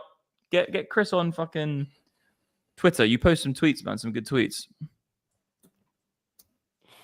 Yeah, that would be awesome. I'm gonna start posting a bit more. I've been kind of sporadic, just basically just using it to make fun of people and people. .com/Crypto Viking.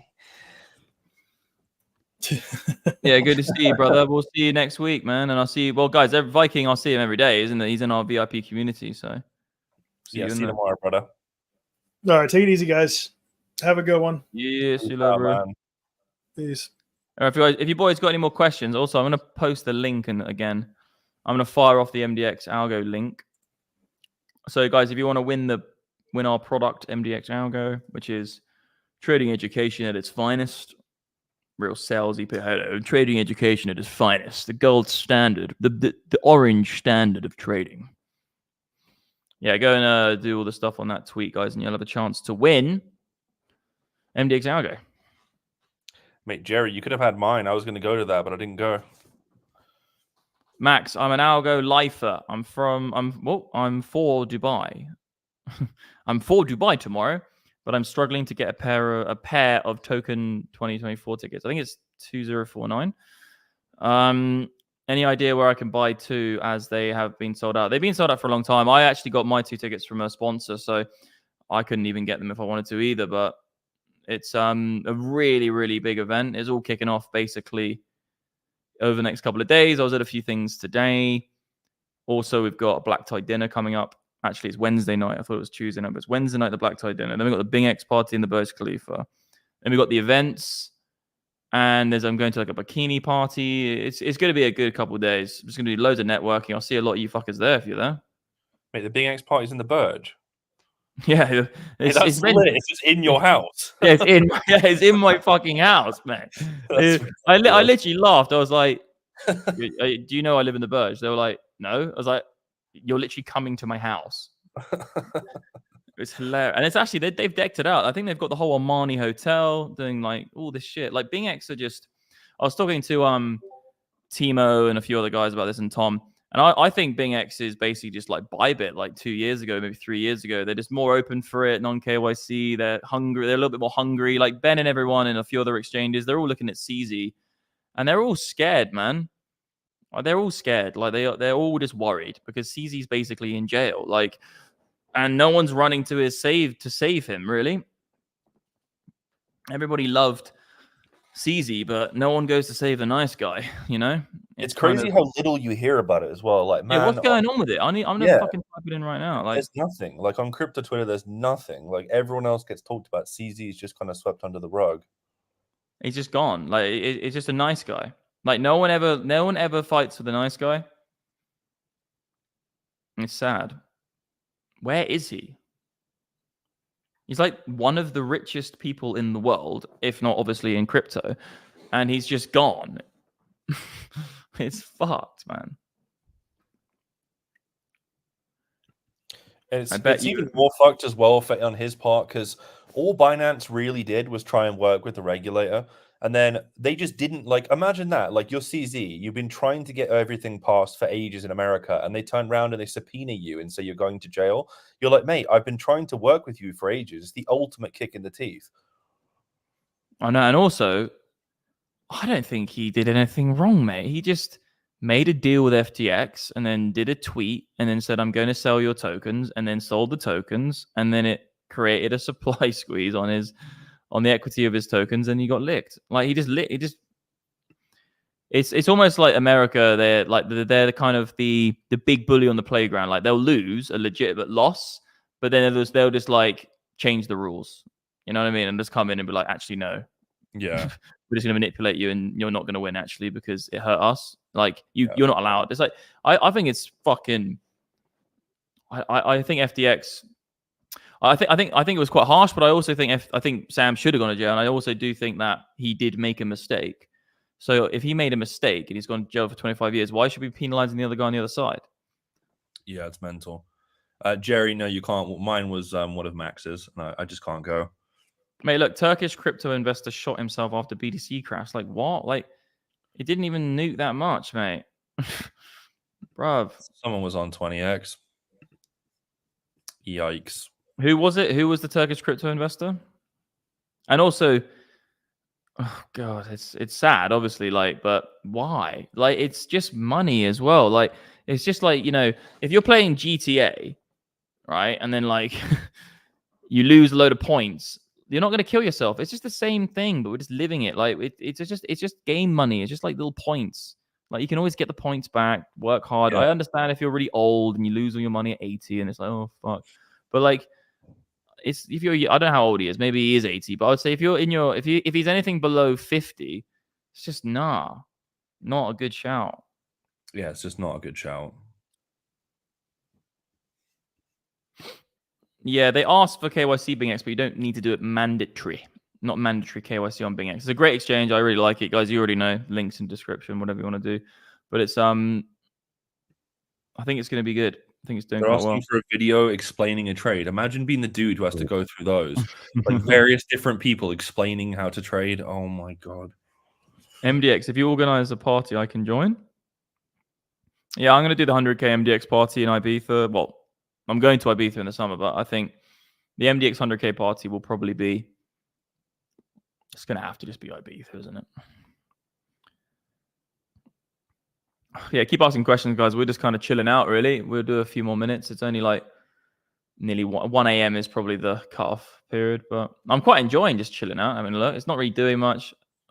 This is the kind of time, though, Will, like, if we do streams like this and then suddenly Bitcoin does something, they just get so hectic. Yeah. Yeah, it's nearly there. If we get a massive giga nuke, what usually happens, though, is you stream for 3 hours and it 1 minute after you leave it.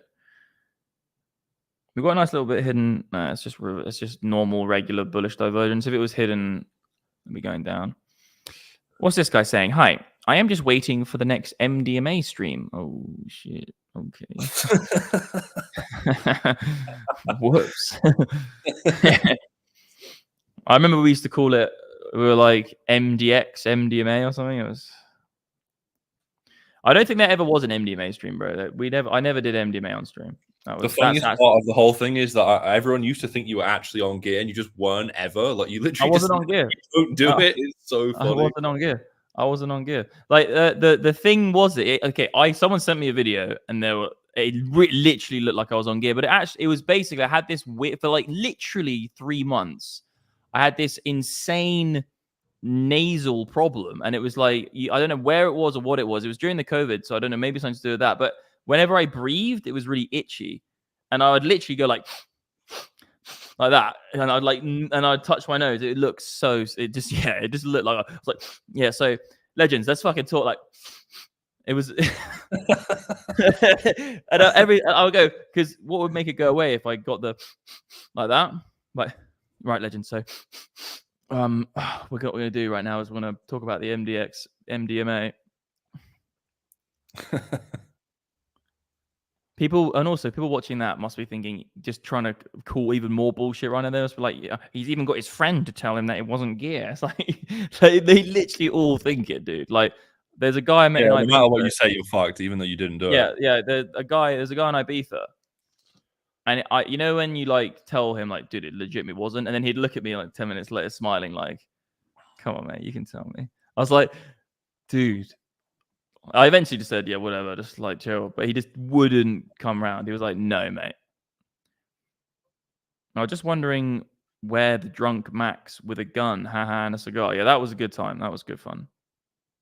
They're coming back. They're all coming back, legends. Like the thing is about the drunk streams is that they kind of have a time limit on them because I can do probably 6 months of like casually drinking every weekend, going out, but actually after about 6 months you just lose like your spark, your ability, your testosterone goes down. Drinking a lot for a long time. Like, in that summer, I was drinking for probably like nearly a year. Like every weekend getting drunk. Do you know what I'm saying? Like pissed. Every stream I was drunk. Like, bruv, like I was streaming like 3 times a week or more. Every day, actually. Yeah, those got a bit hectic, didn't they? There was, well, yeah, you were in one of them, bruv, and the one in Doobs. Yeah, I know, mate. Sometimes I just tune in though. I was in them, but like, remember when I was in the UK? I just tuned into your stream one night, and I was like, "Oh, what's he up to?" And you were just asleep in front of the thing. So fucking funny. Yeah, that one got like 15,000 views or something, and like that one just sticks in people's minds. It's just me past that, like with the song, like. So funny. There was different stages of it. Yeah, you like fell asleep like on yourself, and then there was like propped up sleeping. Then there was just full blown sleep on the desk, and then there was like you went back on the sofa and then passed out or some shit. Hilarious. Yeah, that one. The thing is, I was thinking like, why don't we just do this? If I actually get a venue, we should like do the streams at the venue and just have it so it starts off with a little set, like some charts behind us, like someone's DJing. I'm just like, yep, legend. So support's here. We could just like jazz it up a little bit and then just keep the stream going, you know, like just until the night. Like, yeah, and legends, if you want to stick around, just we're gonna go do a night out. And we have loads of cameras all around the venue, all just like following us around. It'd be hilarious. Imagine how fucking jokes. We could invert trade that, right? We could get all these normies and say, "What do you think of this chart? Is it going up or down?" And then everyone could just counter trade them. Mate, that would actually be big. Yeah, I honestly, we got to do it, dude. Like something absolutely G like that. Wait, MDX algo will grow hair on your upper lip. Yep, I do have a mustache. There were a few cracking streams back in the day. There were a few mental ones. It's they'll come back. They'll come back. They're coming back. They're coming back. But it's just like not right now. Do you know what I mean? I actually kind of scared because as soon as I break the seal of them coming back, it will get. I don't know where it will go. I don't want to get into the issue where I kind of start. The reason I only did it was because I was like, I fucking made it in crypto. I've made more money than I could ever dream of. Now I can just wake up and not fucking worry. I'll just have a drink. Do you know what I mean? It's just like, I don't care. Like, fuck you. I'll do what I want. And now it's kind of like, yeah, okay, we're chilling, but I don't want to get back into that mindset. It's a bit hectic, but I will get in there. I will for you boys and girls out there. I'll wreck myself for you. It's okay. We should do one, Will. A big one. Oh, mate, we'll do loads. Come, mate, you should come Why to no Georgia. Mallorca? You should get that pad and just blast some drunk streams from there. Imagine how hectic that would get. Guys, sorry, this is, Mallorca. Ibiza is so expensive and full of drugs. Well, that sounds fucking great. Nah, Mallorca's not. It's because Ibiza is just, what I'll do is I could even just like rent out O Beach or something and then just do it there. But like, we'll see what happens. I'll bring some Amsterdam specials. Fuck, you know. Ibiza is not about drugs. Like a true northerner. It's not about drugs, mate. Ibiza is not about drugs. Oi, Ibiza is not about drugs. I think it is. Oh yeah, Kelly. Kelly's a legend, man. Kelly's got he's been in the game for ages. I'll bring the music. He and I discussed throwing a banger together for a certain key number of BTC hits. Yeah, so yeah, Kelly, we'll actually talk, man. We actually do need to talk. I've got a few pretty clear ideas of what I want to do, but if you have like 20 years or 15 years of experience in the venue space, we could definitely send me another message on Twitter, man. We'll chat. I went on Kelly's show once, Will, back in the day. He's got like a YouTube channel as well. But noise. But he's on the drugs. He's on the drugs, mate. Oi, Kelly, I know you're on the drugs. Do you suffer from withdrawal?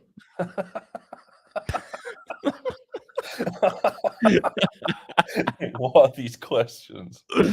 It's so No, funny. bro. I used to tune No. into your stream sometimes when you moved to Dubai and I was in England, and I'd be like, why does he always read things out in such a spastic way? And now I just know that people they literally just always type wrong when you read They always out. type wrong. No, bro. Honestly, it's the same. Everyone is like, "Why aren't you reading it correctly?" I'm like, dude, I'm not retarded. I'm reading the thing they wrote. Like, I'm not changing what they said. I'm reading what they fucking wrote.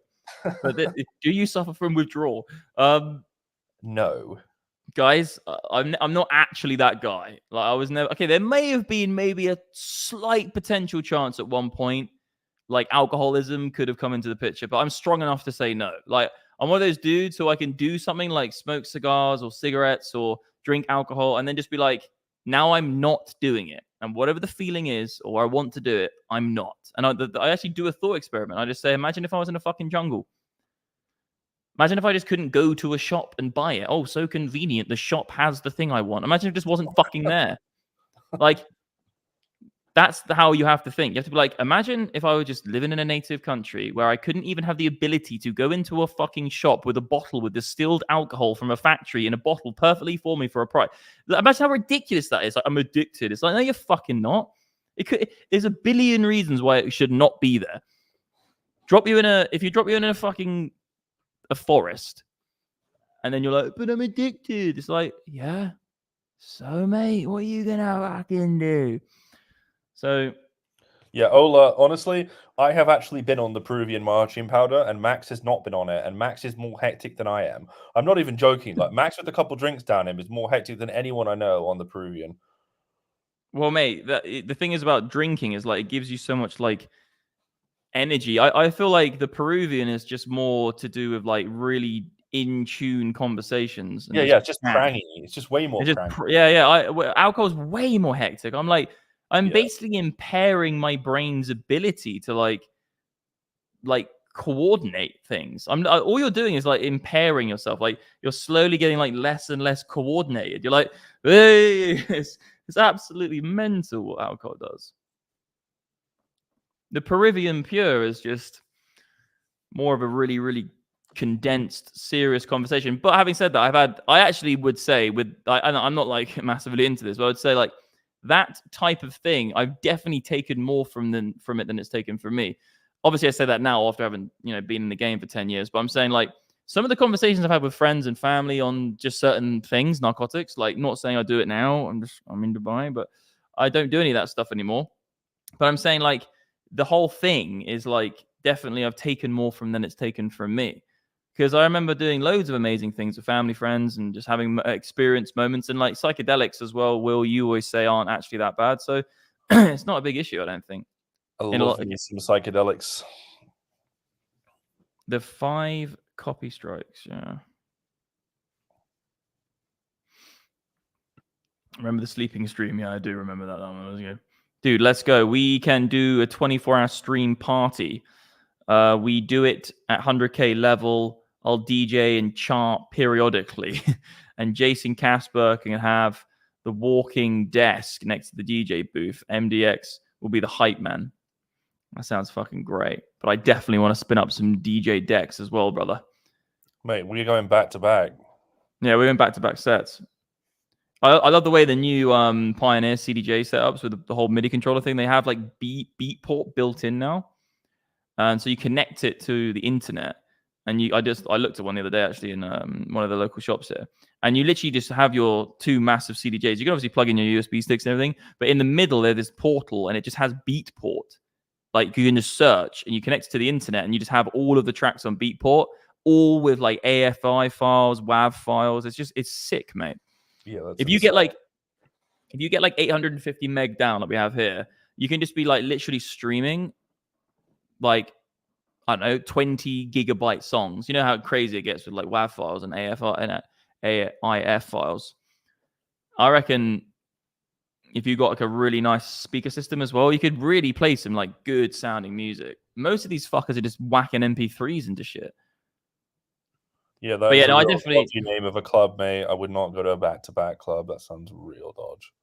Let's go back to back. Let's rub bums.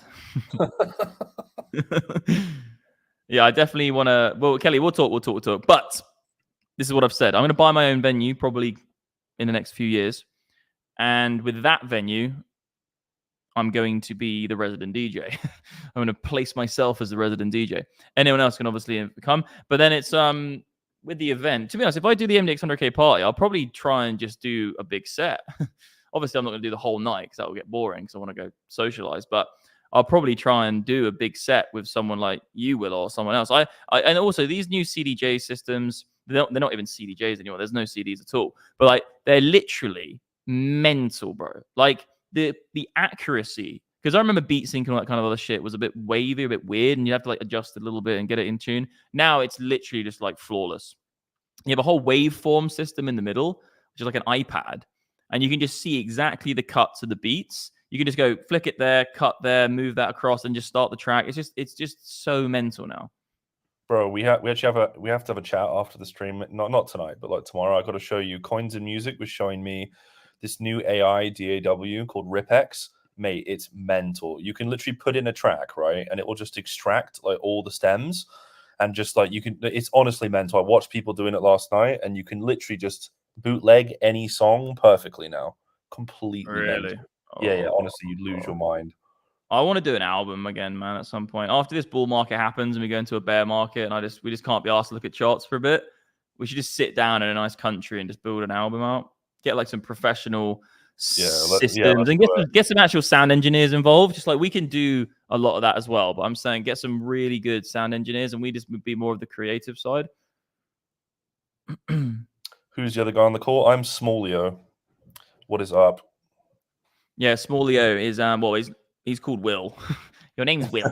But yeah. Smallio is. We're old school friends. Max and I have been mates for like 12 years. Yeah, me and Will met through. So I met Sam, and then you obviously were friends with Sam, and then Sam connected us together at school. So we were basically friends when we were like probably 17, 18. It was college, wasn't it?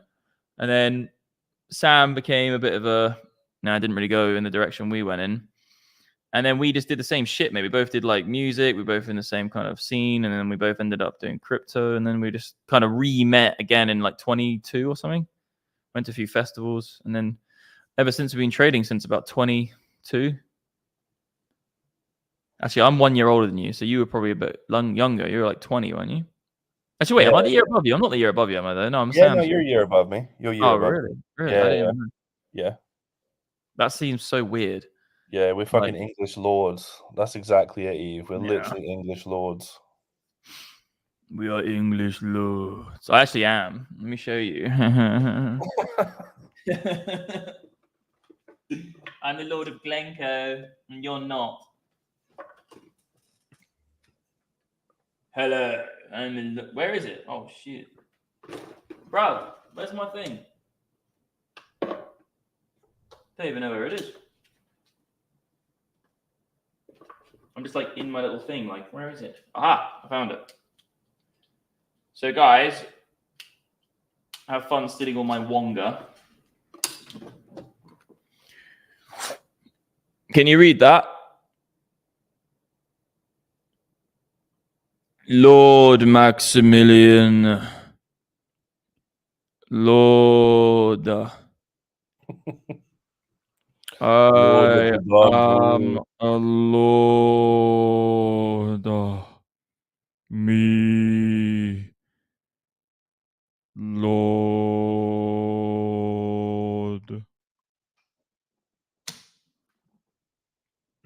Someone said that white powder. Yeah, mate. Why has your card got loads of white powder on it, Max? Yeah, look at the edge, bro. Look at the edge. Yeah, that is a darn card, mate. Yeah, this card I got in look at that edge. This card is from this card. Hasn't got the actual date. Oh, it does. Because it's valid from. Fuck me. This card. No, it can't be that year.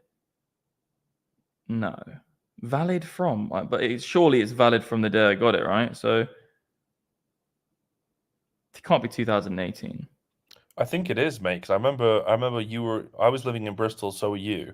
And I used to come over, and I remember you got that one day, and you were like, "Look at this," because I had no idea you were Lord. It was so funny because I think that's where Lord Dumpu came from. It was that, and then we saw that thing on TV. Remember?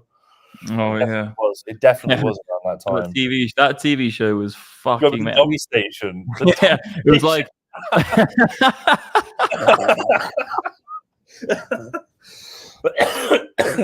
We were sitting watching TV, and it was like, now we're gonna welcome you to the dump station. We're like, what, bro? It was like the irrigation of the local town goes down this shaft to the dump station. It's like, bro. Oh, that was good. Yeah, maybe 18. I thought it was a bit earlier than that. I got it a bit further, but yeah. Please, can you show us the rear side of the card? Sure.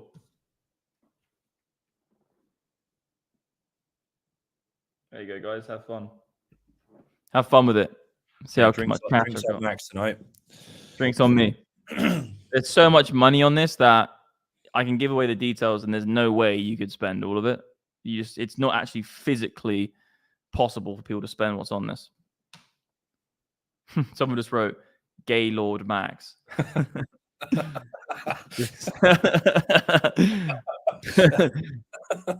So what the fuck is happening now? Will support hold or will we fall down? Good man, Chris. Bring it back to fucking. So it's not really like defined as like really good support, a Fibonacci level, but you do have a few wicks in it. It's kind of come into it another wick.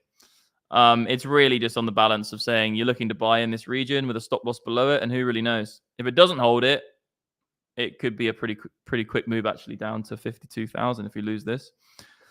You probably get one more off it, and it goes like that, and then it's and then it just nukes. So this level is the line in the sand, obviously. Who knows? I would say that there, like I said at the beginning of this video, I was like, there is a bounced trade here. But when we take trades, we don't know if they're going to play out or not. We just take the trades on the basis of the levels. And if the levels hold, the levels hold. I don't know if the level's going to hold more than anyone else. I would just buy the level because it could. And it's good risk to reward with the stop loss below here. So,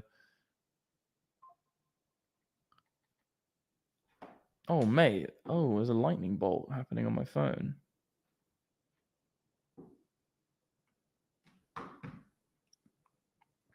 So I don't know, and like if you whip out a little time zone or time frame, it could just be very dire if we lose this level here. It could get pretty dire, sir. Even though I don't know why I always use the terminology of negative things when it goes down, because actually I would much rather it. I should say very positive, sir. It's extremely good, extremely amazing if we go down. It's just because the hodl stack is up, but it's not bad, it's not good. If it goes down, it goes to 52. I'm actually much happier with that, to be honest. It gives me some more time to accumulate, have some fun. Yeah, 52 would be real nice. I'd love to have a little bit of time down there, just chill. I'll get a drunk stream. If we go to 52, I'll promise you, legends. If it goes 52, I'll get a drunk stream going. You guys need to learn to appreciate the dumps, because in the bull market, things get so wild. And like, if you're anything like us, you just end up having sleepless nights, just doing shit, trying to find things. You know, everything's going so quickly. Time is money. You just need a break. Like, you just need some time. You have to, yeah. There's a friend, I won't mention his name. He probably wouldn't want me to, but I was having a chat with him the other night. And he was like, look, I'm just burnt out. I'm just losing trades and burnt out. I can't continue. And I was like, mate, yeah, like, you have to have a break. Like, you know what I'm saying? Like, if you were like a bus driver or a fucking pilot, they're not literally just flying and then flying and then flying and then flying and then flying. And then it's like, there'd be a fucking risk. It's the same with trading. Like, trading is probably actually, in some respects, even more mentally taxing than flying a plane. Like, that's how hard it is sometimes. Mentally taxing than flying a plane. A lot of these, especially these planes today, most of these pilots are just chilling out, having to fucking putting their legs up on autopilot. Obviously, there's a lot of responsibility, but like, it's probably one of the most taxing mental things you can do is trade, buy and sell things in a chaotic market that you have no idea if it's actually going to hold or not. It's just like constantly on edge, like. Argh! So you have to have a break, legends. You have to stop and be like, yes, especially scalping, because with scalping, you have to be really mentally strong, because you can be in a winning position, you can take profit, switch positions, and then it will go the way you originally thought. And you'll be like, oh, I could have just made 50 grand. And then like Like that's when you get yourself chopped up. That's why scalping is actually harder than actually swing trading, because the time frame, you don't get a chance to go to bed, reset, and think, you know what, actually this looks good for a long. You're in the mindset of thinking, oh, either the trade went well and you either took profit too early, or the opposite, and it's just very hard to like cope with that. Yeah. Takes a long time to. If you're going to go into scalping, you need to put on your hard hat and your armor. And you need to go in for the war for a bit, and then you need to get out of the war zone for a bit, because you can't just keep yourself in that kind of high velocity environment for too long. You get in, you get out with that scalp stuff, and I get it. Thing is, we've got the luxury now of kind of being able to sit back and just over many years of experience and making money, we can kind of just sit back and then wait for those high probability setups which we like, and then just take them when we want. I love that. I love that about trading now. So I can just sit back. I don't have to get any FOMO. I've got my DCA strategy buying every day. Got my trading bot that swing trades for me, and I take those high probability setups when I feel like the parameters meet, and that's like the Goldilocks zone. A lot of you guys would be get to that zone where you just don't have to trade. It's just there. And you're like, yeah, I can just pull some money out of that. That 300K short was like 28K profit in less than it happened in like 10 minutes, the dump. Do you know what I mean? And like, that's mental. Like, but the thing is, people always go, but oh, that was just a lucky trade. It's like, no. I waited for that trade for years. Like that trade was like, like those kind of setups happen all the time. But when you take them with that type of amount of money, they take having the patience to wait for that setup over basically 10 years of experience of trading and then take it, make 28K. That's not fucking just luck, legends. That was just waiting. There was patience. Do you think this dump because of the Middle East? What? God. No, it didn't. Do you think this dump because of the Middle East? Look, who knows? Who knows? I don't know how many people click the red button after that. Like, there could have been some volatility. There could have been someone who clicked red. There could be someone who clicked green. Some people might have thought it was good. Some people thought it was bad. I don't know. There's no point even knowing. So don't even bother. Like, don't even bother. Like, there's no quantifiable number to be like, oh, that news story came out at that time, and then suddenly I have a number on an exchange which says everybody then sold after this event, and then we put it into a graph, and then we see that actually people sell on this. There's none of that happening. So even if it did, like, imagine how shit of a trading strategy that would be. Imagine if you did know, you'd be like, okay, so next time the Iranian news comes out, I'm going to long it. Like, what? Yeah, it just doesn't make any sense. Like, you guys on this channel, we've got 200 people watching. You guys know this probably quite well. If you've been here for 3 hours, you probably know some of our content, but there's no point in even thinking about woulda, shoulda, coulda. Was it that? What is it? Because the miners? Is it because of fucking BlackRock? Oh, the ETFs are buying, so surely, like, all of this stuff doesn't actually give you any edge in any way, because it's just even if you did know, like, but why? Like, what's it going to change? How's it going to change what you're doing? The only way you can ever achieve an edge with this type of information is if you have a very large network with a lot of tentacles and lots of different places, and you have insider information, right? You can do it like that, but that's just not applicable to most people. So, like, it's just not. You just don't bother looking at the news. Like, oh yeah, like, was it this? Was it that? You don't even need a reason. It just went down and up. Just don't even look at the price as it's correlated to any news. Just look at the price as though it's price action, and go with the traditional trading principles that usually work over long periods of time, and just go with it. And look, it's a line on a screen doing shit. There are patterns it kind of does a lot of this time. There are also momentum indicators, and there are sentiment indications, and there's this and there's that, right? And just look at it as a squiggle on a screen, and just identify the patterns of the screen squiggle. Just do that, and you'll have more of a chance of making money than being like, but did that candle happen because of this random arbitrary number thing on this other screen, which is always a news article? Who even knows, bruv? Like, if people could have been buying because of the Middle East.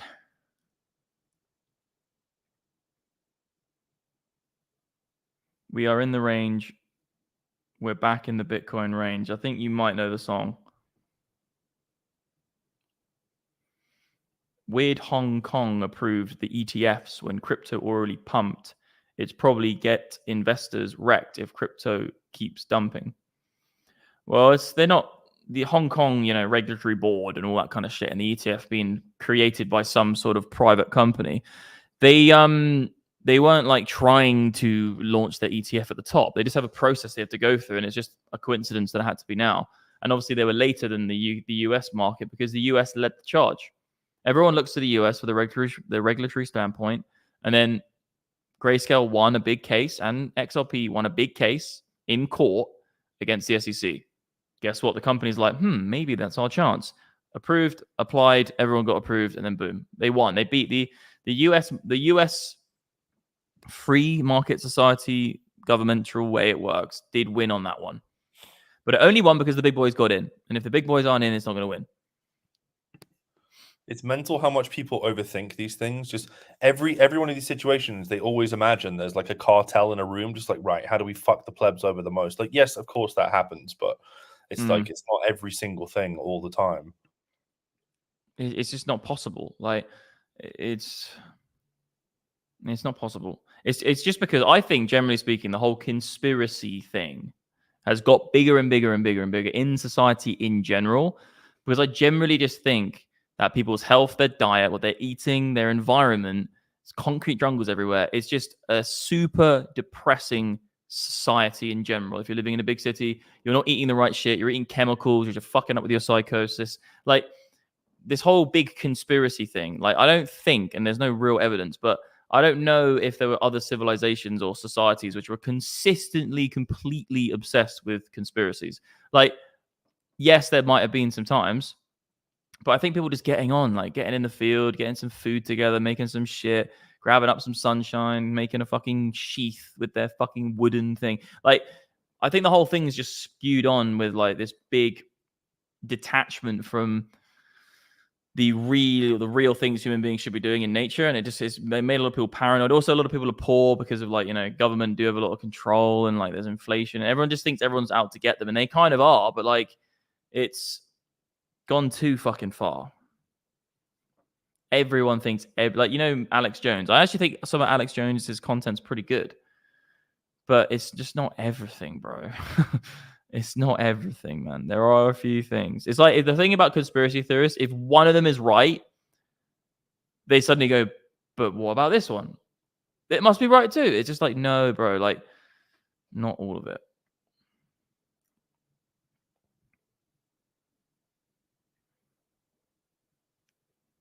Yes.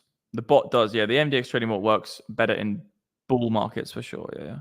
It works well in it works in markets that are very directional based, so swing trading markets. It works extremely well in swing. In range, likely going to not make money. But in range, you're either fading or reverse trading or counter trading the signals, which you should be doing if you're looking at the MDX advanced trading strategy. But yeah, swing trading is where it's best. And also the good thing about it is that it will just sell when you're asleep. Like, if you look at this last trade, it just sold. I didn't have the ability to be like, oh, I'm up at this time. You know, like this trade here, this last sell, this happened at, I don't even know. Let me just check.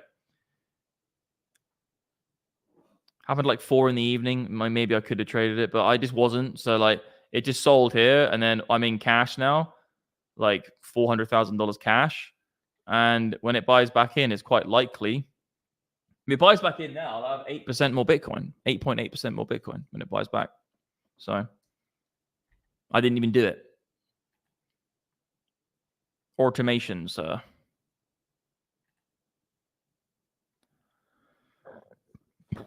Oh, another guy with the bot thing. I've been taking your bot advice and learning how to use grid bots. Love bots trading in the... Yeah, grid bots are quite cool, actually. StuTube uses them. I don't really know what they are or what they do. I think they just kind of... You put your orders either side, and it's a range-bound thing. But I know what iceberg trading is and adaptive trading and micro inner trading. And there are some tools I've seen before where you can like just tell it to buy like 1 Dogecoin every second for 3 hours, and it'll just do it. And I think that's quite cool. Man, where is the dumpage? Man, when is the dumpage gonna be over? I don't know, man. If we lose this level here, brother, we go significantly lower, okay? Lightning going on. If we lose that, we're going much lower, so the dumpage will continue. If we hold it, the pumpage will probably continue. It might even just go back to there and then back in and then it kind of carve around it. No, there's no way of really knowing. I just think my hunch is that we're going to get a downwards phase during the halving. I also think that if we lose 61,100, we will go lower. But that's my line in the sand. That's all you can do. There's nothing else you can do. Like, what else can I say? I think there might be a dump because of halving and because of the CBBI and because of the long to short ratio. But we're above 61,100, so it's all good. If we lose it, we go down. Mate, we've been streaming. You're basically doing a fucking giga stream with me at this point, bro. I am, yeah. I'm fading quite quickly, but I'm well up for it. Yeah, I just don't feel like bad about it. Just chilling. We are just chilling. It's been good. I mean, Why we do this anyway. Yeah, we sometimes do this anyway, yeah. We literally sometimes just sit on a phone call just talking about shit, charts, different things, politics, and we're just like, wait, what's happened to my charts, bro? Look at that rand. Look at it. Just looks so wrecked. It's like really scarce chart with nothing on it. Yo, what? Can you hear me, bro? Like, is my internet down or something? No, I can hear you. You're all good.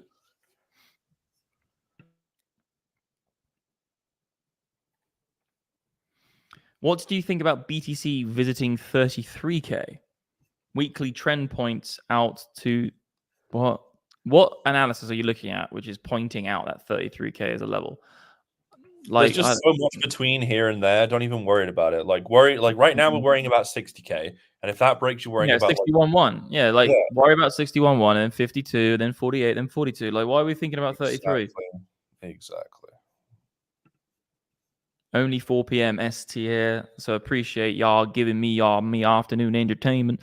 Yeah, we're here for entertaining. Like, it is annoying, isn't it? Some people just always miss the streams because I don't know. I did it. Only 4 p.m. CTT here on the appreciate y'all giving me the afternoon entertainment. Is that how you talk? Appreciate your TA streams, boy. I was looking at the actual corn price earlier, and I went down to the local farmer, and he told me it's way overpriced. So I said, I'm not buying corn at $1.80. So then it went to $2.30, and I thought, God damn it, I'm long in that. And then it went back down to $3, went to 30 cents. I saw myself some bearish divergence on the chart, sir, so I took myself a short. Now I'm up big. As soon as you saw your accent went straight southern. As soon as you saw your accent, I went straight southern. Yeah, I don't know. Just y'all is just like the most, I don't know. It is southern, isn't it? I swear it is southern thing. Yeah, it's definitely a southern thing. To be honest, the accent which makes me laugh the most is, you know, that film Ted. Is it Boston? Boston? You know, Boston accent's great. No, but like they just, I'm not saying it's bad. I just said I said it makes me laugh. I'm saying, is it Boston where on Ted, you know the film Ted? You know, no, I don't. You haven't seen the film Ted, bro? With What's it about? The teddy bear, the Family Guy the guy who created Family Guy, and it's a teddy bear getting high all the time. No, can't say I've seen it, mate.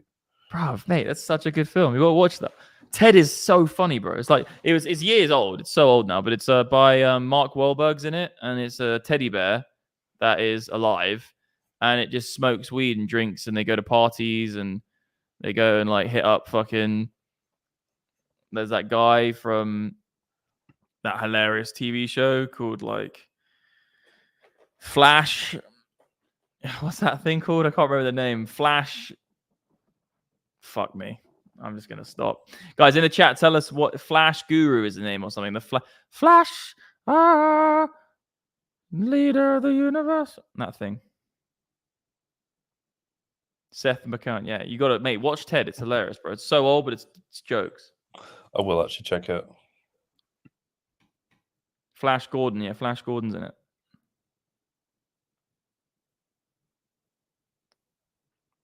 Mate, we're just going into the deep 3 hours now. I'm fucking quite impressed with you, to be honest. Didn't know you were up for it. Oh, mate, I can pull sessions for sure. It's just they're much better now that they're like an hour earlier because, like, I guess we're both on the same time zone now, but the late ones get like, oh. Great interview of Crypto Zombie. Did you see the end where he spoke about crypto nerds Pepe trade where he got liquidated for 1 mil? Yeah, I saw that post. Yeah. Yeah, did you see that guy on Twitter, Will?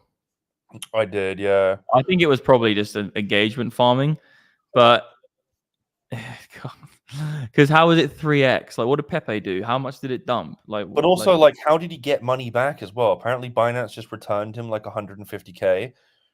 No, well, that's definitely attention farming. Then it's not real. Yeah, How is that even possible? Yeah, he was on cross, mate. All your money is gone. Like, when you get licked on cross, it's normally actually like negative balance, mate.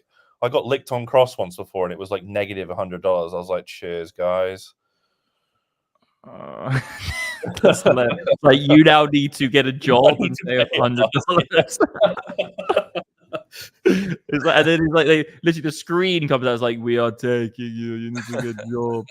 So he was on 3x here probably from the high, wasn't he? And then it nuked. Okay, it didn't hit like 50%. So 150% down for this guy, and he had, yeah, fuck. Pepe is. I should have just like stayed on with this one. This would have been a great short for me.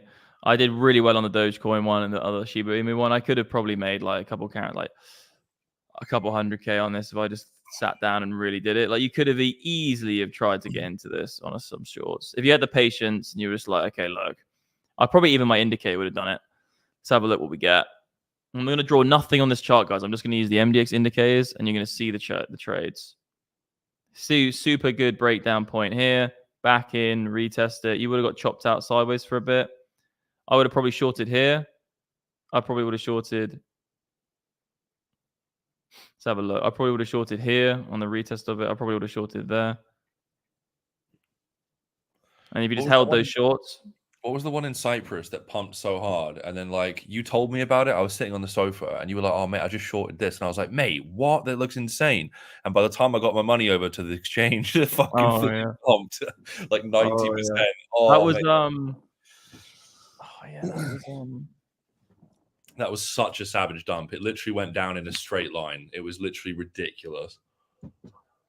I can't remember what it was. I love shorting shitcoins because, like, the thing is about them is like they are going back to zero. Like, Bitcoin went down like 80%, and these guys are like, no, my shitcoin is gonna be the new 1%. It's like, bro, like, I'm just gonna be really patient, and every single dollar you've gone long with is going into my wallet for my brand new watch, which is just gluttony.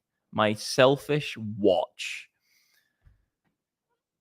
Yeah, this is. I should have paid more attention to this. But the thing about shorting it, like we've already spoken about, is like you can only ever make 100% down on a short. But if you get a short here, a short here, a short here, a short here, then you start stacking up those 100%. But then you have more equity at play, and essentially it is only 100% on each trade. So it's not like you get 400% because it's just 100% on each trade. But the 100% is coming real fucking quick when they. Yeah, exactly. Yeah, the speed of 100. Like, the thing is, you can always get 100% very quickly. Why is that lightning happening? You can always get 100% relatively fast, but with upside moves, it's very difficult to get 10,000% again after it's done 10,000%. Actually, sometimes it becomes impossible because of calculus. Like, I don't think Bitcoin could do 10,000% ever again. There is enough money, liquidity in the whole planet. So you get to impossible. Like, the thing is about longing, you get to impossible feats of upside gains. But with shorting, you never get that. It's always a potential chance for 100% on every single trade. You can never make more than 100%, but you can always get 100%. That's the deal. Always get 100, but you can never get 10,000 again and 10,000 again and 10,000 again and 10,000 again. Mate, what's happening? I just need to go look out the window, mate. There's like lightning going on. Hectic. Are we long or short, chat? I want to know.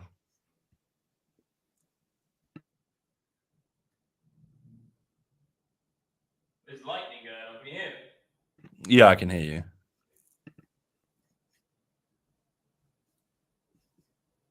Who's long? Who's short? I know Eve's definitely long. She's long on me. Long and suffering. Yeah.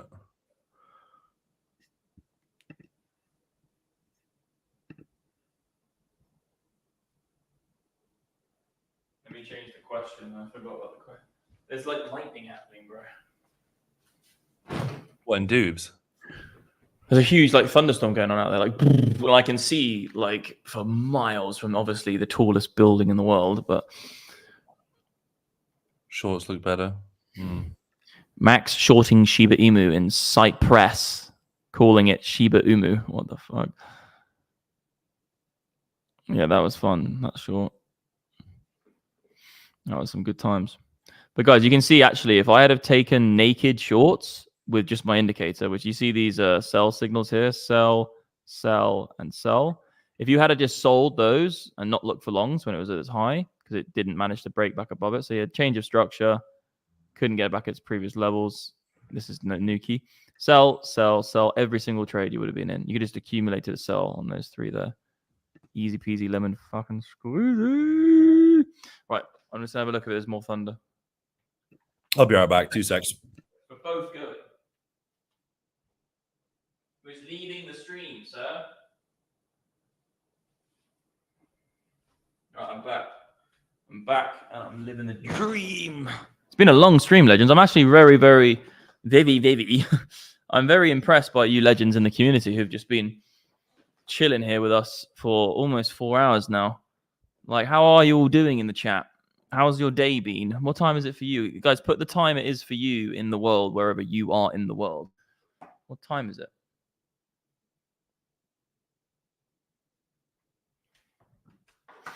One sec. Got someone messaging me.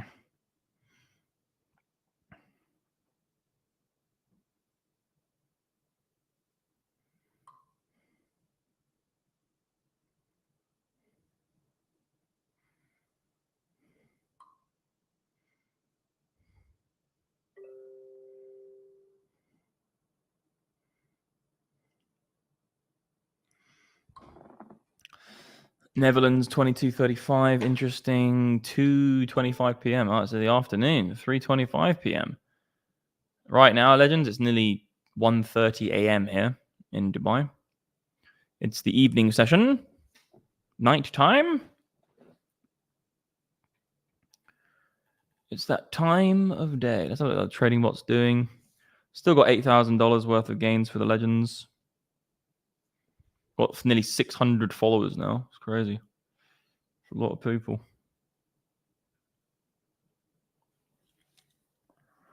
Is Bitcoin going to die? Right now, it does look a little bit dire. It's not really popping off a 618. Below all the moving averages. Nuki. How is Dubai from R Pink? Yeah, it's good, man. I really enjoy Dubai. Actually, I don't live it all year round. I only live here for the first 3 months of the year, or 4 months of the year: January, February, March, April. Can't really live here all year round. It's too hot in the summer. But it's a good place to be in the beginning of the year for sure. But I'll be in the Med soon. Oh, nice. We're dumping. We are dumping. Are you sure? Yeah. Lovely jubbly. Someone's in Ukraine. Vlad Lin is from Ukraine.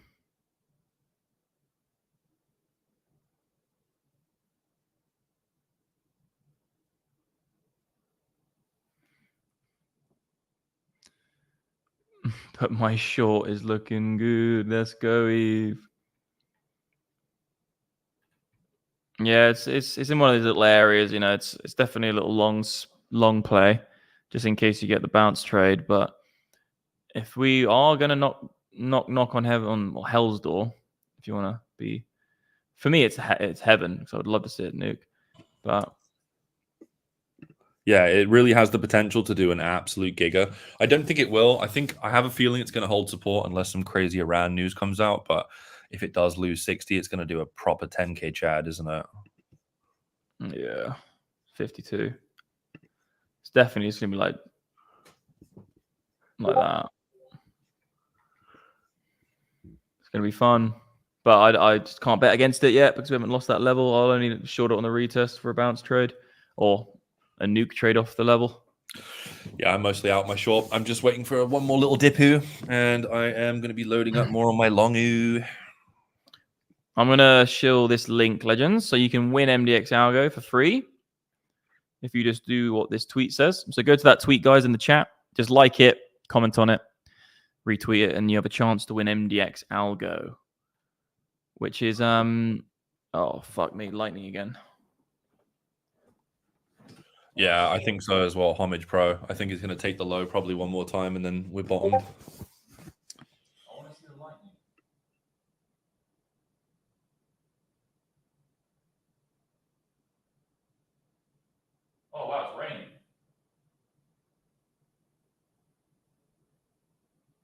Bro, it's raining in Dubai.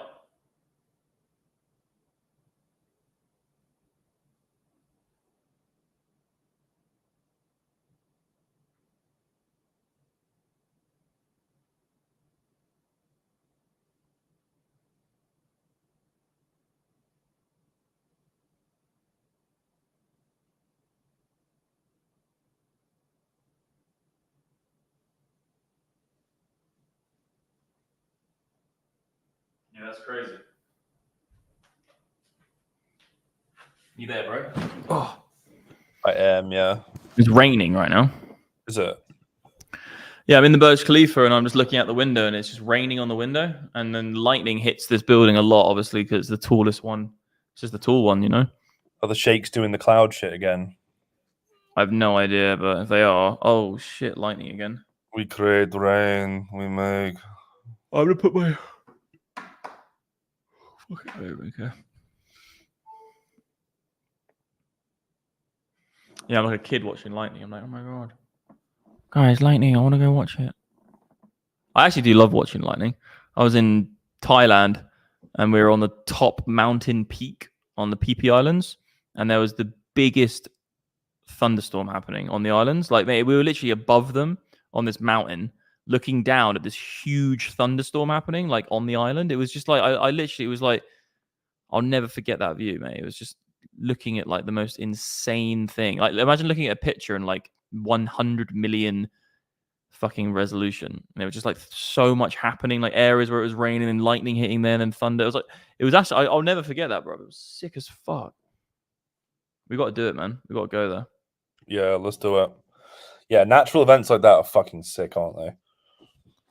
Yeah, it was just like, and also it was hot as well. So it was like, I was just like, I was wearing swimming trunks or like shorts, and we climbed up a mountain in shorts. Got to the top of it. It was a perfectly dead flat air, warm air, like hot. I was just like, we was watching it, and it's huge raining on us. It was just like the weirdest experience.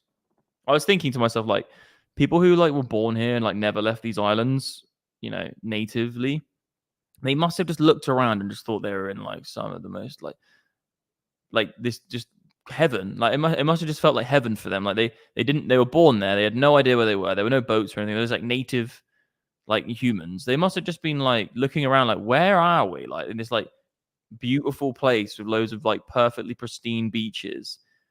It's kind of mental. Imagine just like weather and like, I mean, imagine the eclipses and stuff like that to like the ancient people. They must have been like, we have done some fucked up shit for this to happen. The sun is gone, bro.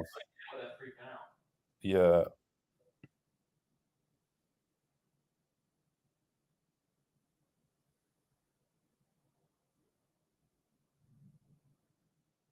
I'm just going to stand here until it happens, all right? I'll ask some questions if you want. Say again. I'm just going to stand here until I see the next lightning strike, so maybe just ask a few questions. We already know if we're long or short. What should we chart, legends? Give me the access to give me the screen. Yeah, give me the screen. I need to watch this fucking happen. You just share it. Yeah, one sec. Lord Dumpy's taking over. He's a G. Mate, can you hear that? Some cats going mental outside my house. They're always up to it, mate. You're sharing the screen, Aruniente. I am now, Iente. Right, give me some tickers, motherfuckers. I'll do like 15 minutes and I'm literally going to bed. I'm shattered. Yeah.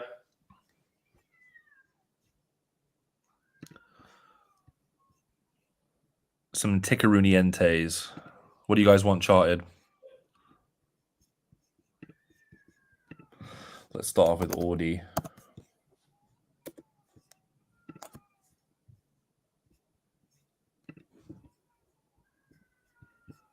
She's broken it.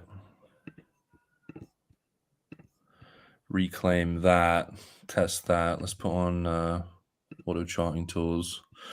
Yeah, rejection of the weekly. To be honest, it's probably coming back down. Probably either fail there or there, and then down to December to this order block. Yeah, something like that. Let's have a look.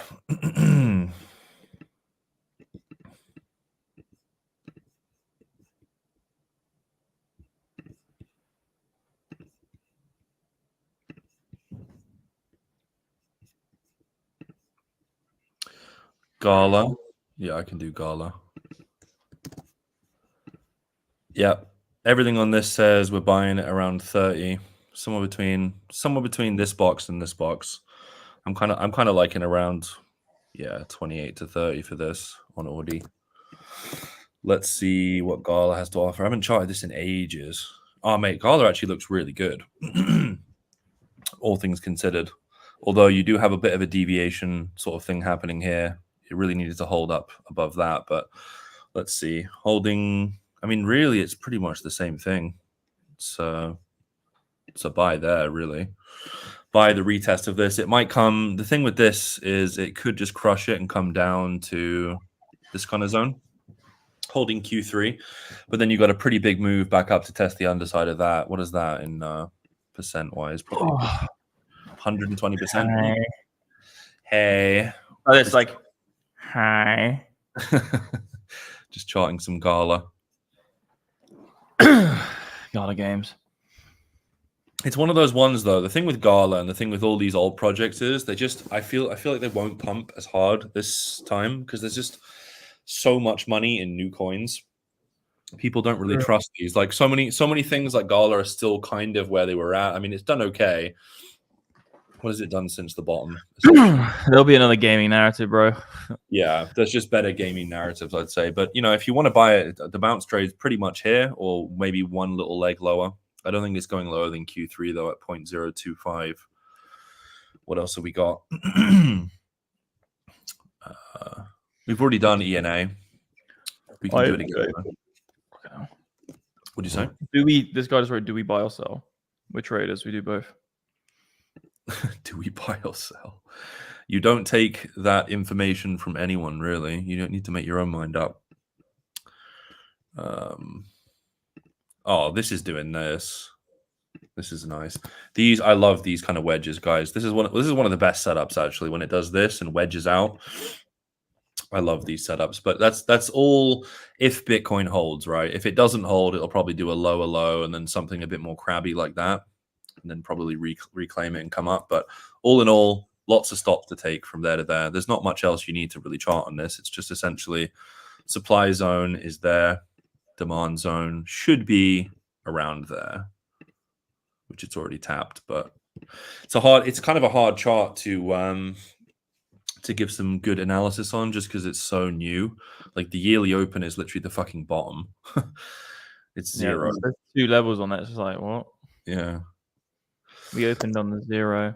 But yeah, I wouldn't. There's not really a trade here until it comes in. If it deviates this and reclaims it, I'd buy that. So you want to buy the higher low there.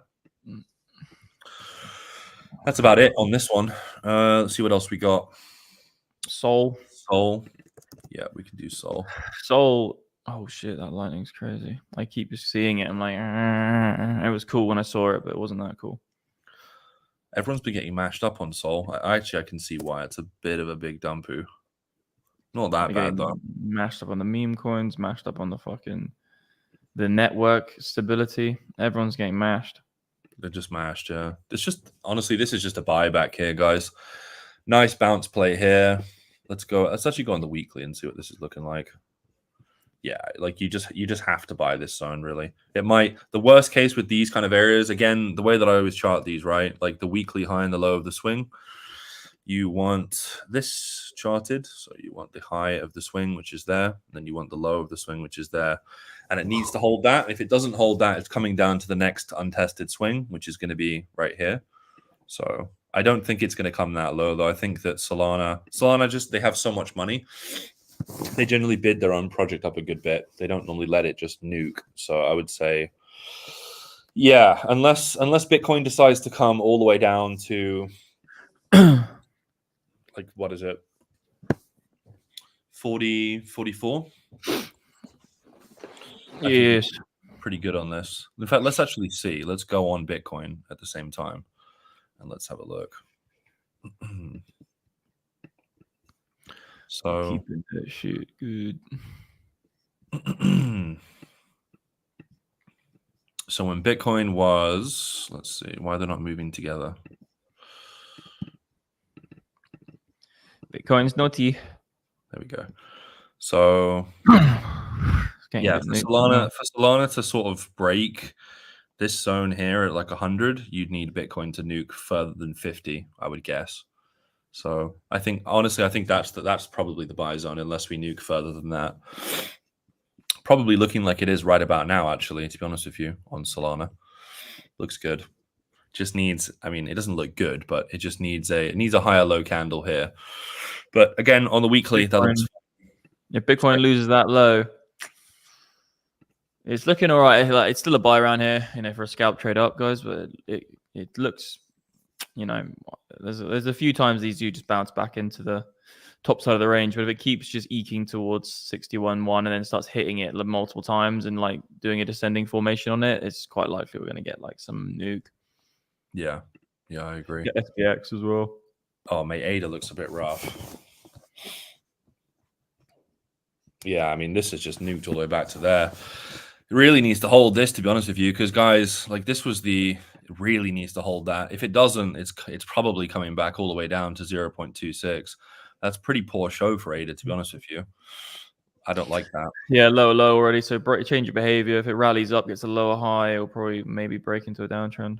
Yeah, because that's literally a deviation. If it does that, then it's just back to there probably. It'll probably be a good bounce trade back up. So I think it will. Yeah, I think it will. Do a fib pocket from the high to where that low is.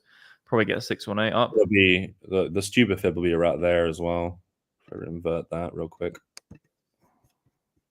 Well, even that there, what you got is probably just going to go. Oh, I would say if you go from the high to where it is now, so you start the fib at the high,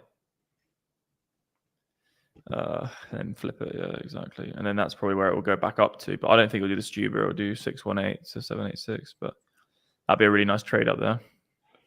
I quite like both of them, to be honest with you, because this is untested right there. That area is untested. Yeah, I'd like to see that. I would definitely short that if it gets there. I would short that as well. All the stops are there. It'd probably just do this. Probably does something like that if Bitcoin bottoms here, and then does some horrible crabby shit that makes it look like it's going off a cliff and then pumps. That's if Bitcoin holds. That's probably what that looks like. Something along the lines of that is what I'd say. But again, there's just better stuff to buy than ADA, guys. Like people, you shouldn't be really trading all these old coins that much. They're more for like if you have millions and millions of dollars and you want to get a bit more exposure, like a little bit more than Bitcoin, that's kind of what these are for. If you want to make good money, you need to buy things like Arkham and like the new projects because they just move better. I had a really good trade on ADA. I bought it a few hours, well, about a day and a few hours after the FTX collapse. So I bought it at literally, you see where the FTX collapse is, the wick on ADA? Yeah. Oh, I just clicked off, but it's all right. It's just basically, I'll quickly show. Yeah, go for it. I'm on SB now. I'll let you back in a second. 1 second. So you see here, this was the ADA nuke. I mean, the FTX nuke was this one here. It went like, zoof. That's a 50% nuke. 45% nuke.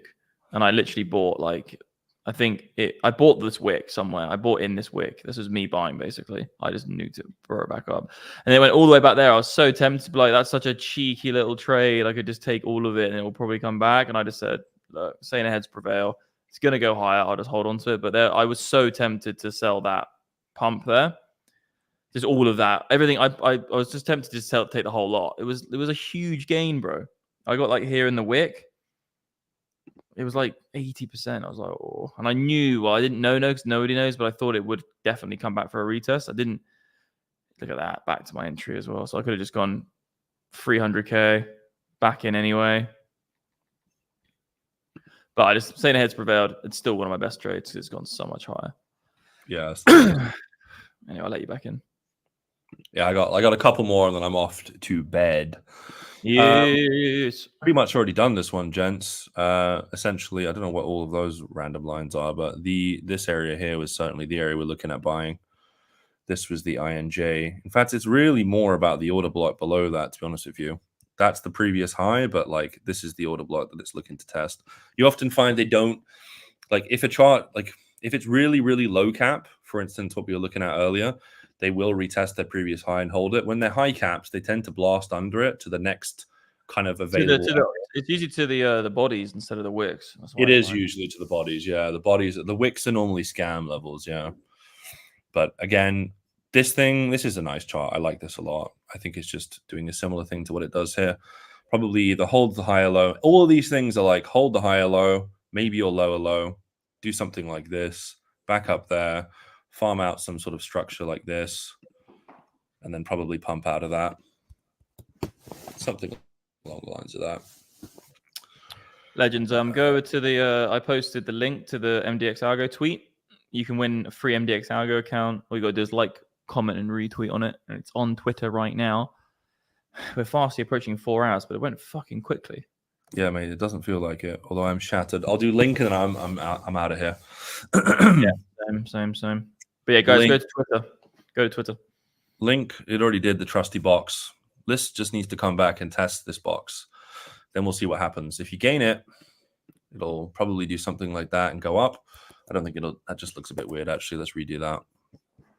Something similar to what we just said, right? Do this, farm out some structure. Probably first test fails. Come back, hold this.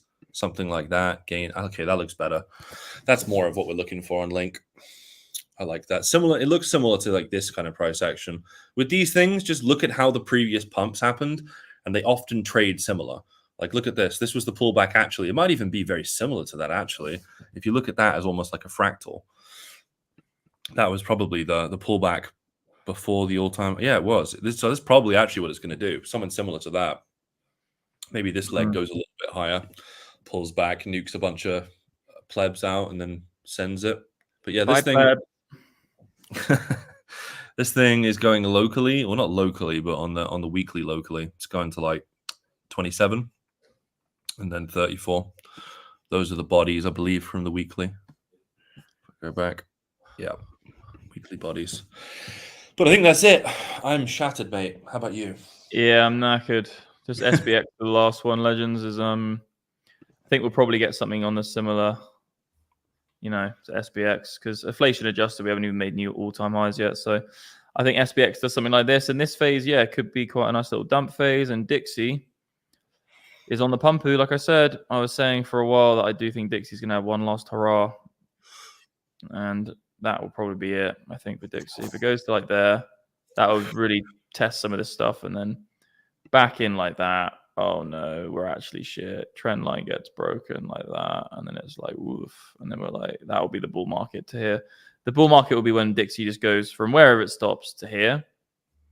That move. And that's probably going to be where the big bull market happens. But again, if there's another fiat currency collapse around the world, like the Yang or the Euro, the fucking RMB, that the dollar will go up because everybody will sell into the dollar. So it can still go up if Bitcoin's going up as well. But guys, check out mdxalgo.com. Me and Will and everyone's company, we sell trading education software. We help traders become profitable, etc.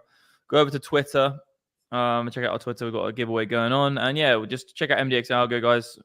It's one of our flagship things me and everyone have built. We've got indicators, trading. Will's actually one of our star mentors is Will himself, who does so much mentoring with people. They're all giggering it.